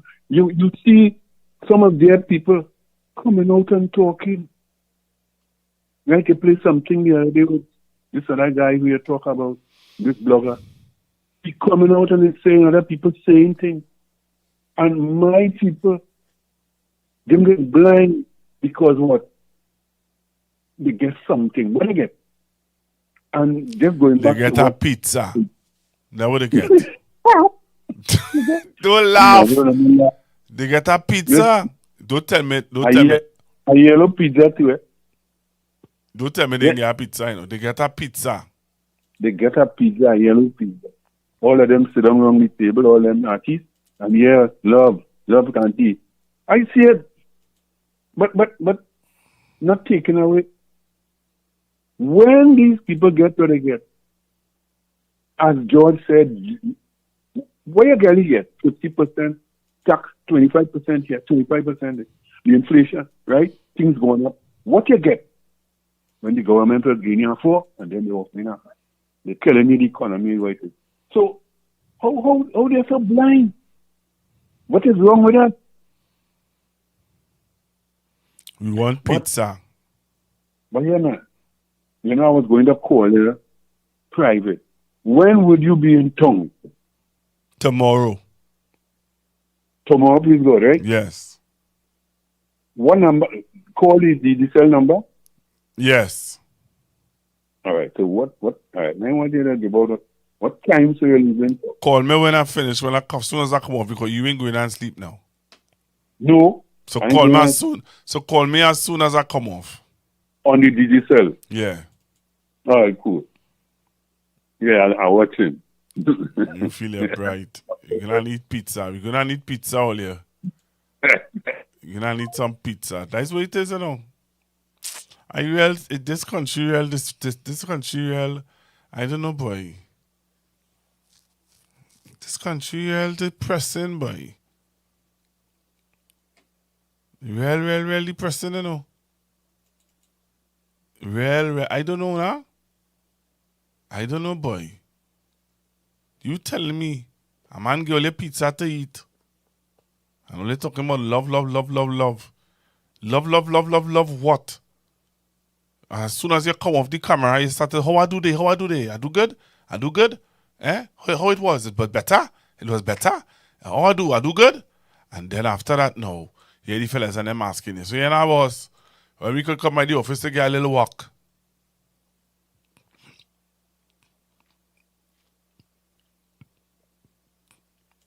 Yeah, boss. When we could come by the office to get a little walk. So you really come on the camera to talk about the member of parliament who wasn't there. You understand? And you're talking about, you talk to the self-help and you talk to this one. But that's your that's where it's your government in office. Who you want to talk to them? Bran? For them to tell him that they don't tell him already they're not bringing no water, they're not doing no water in we community. Look, you know what? You're gonna eat a pizza, because nobody ain't calling again. All who say they was going to call, all the people who say they're listening and I'm going to go till 12:30. You understand? They ain't calling. I'm trying to find the pizza video to go in my bed here, you know. As soon as I don't show that pizza video, find the pizza video. After I don't show this video, I'm going in my bed. You understand? Yeah, boss lady. Yeah, boss lady. Yeah, boss lady. Let me play it for them. Well, take a listen to this. Take a listen. Night, Honorable Prime Minister. I'm outside with our UNC family, all the brothers and sisters. I just want to say we love you. Our that, Rollies and the whole country, young attack. Auntie Kamala, we love you and we know you're doing your best. Auntie Kamala, win them now. Once today you don't know it's about the tears. Once you're doing an excellent job and we love you all the way for London. Do your thing. Auntie Cams, we love you. Loving you also, Auntie Cams. Pizza.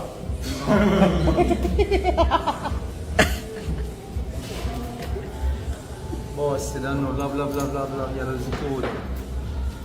Auntie Cams, you don't know. We love you and we can't stop love you and we'll always love you. Love in the house, mother. Love in the house. Listen.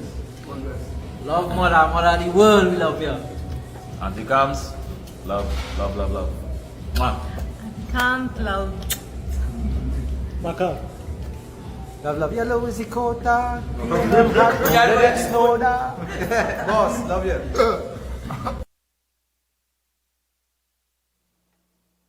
Pizza.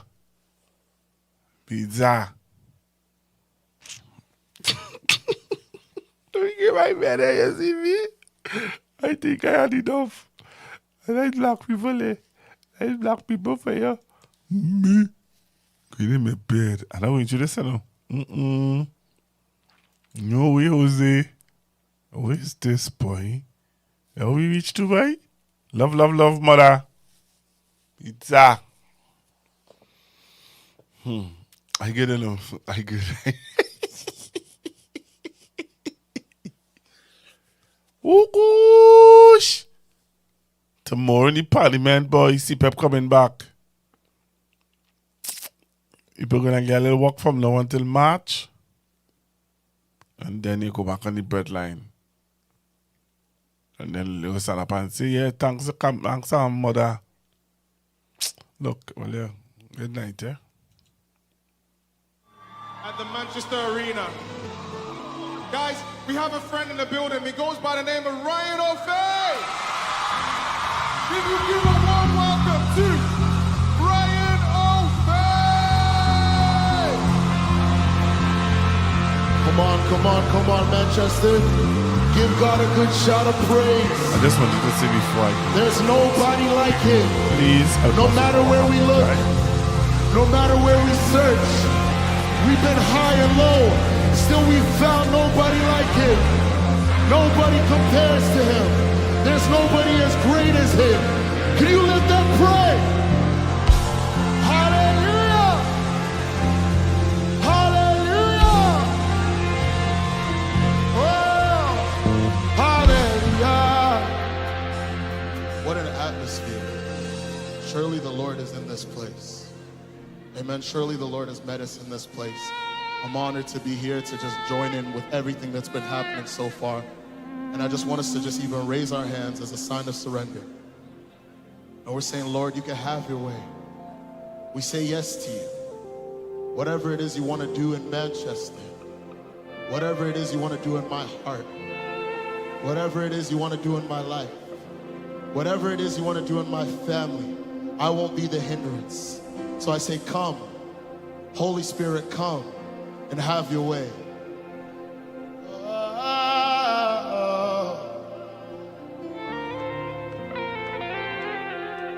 No restriction, Father, you are welcome. We say yes, Lord, yes. Our songs are rising in your direction. We say yes.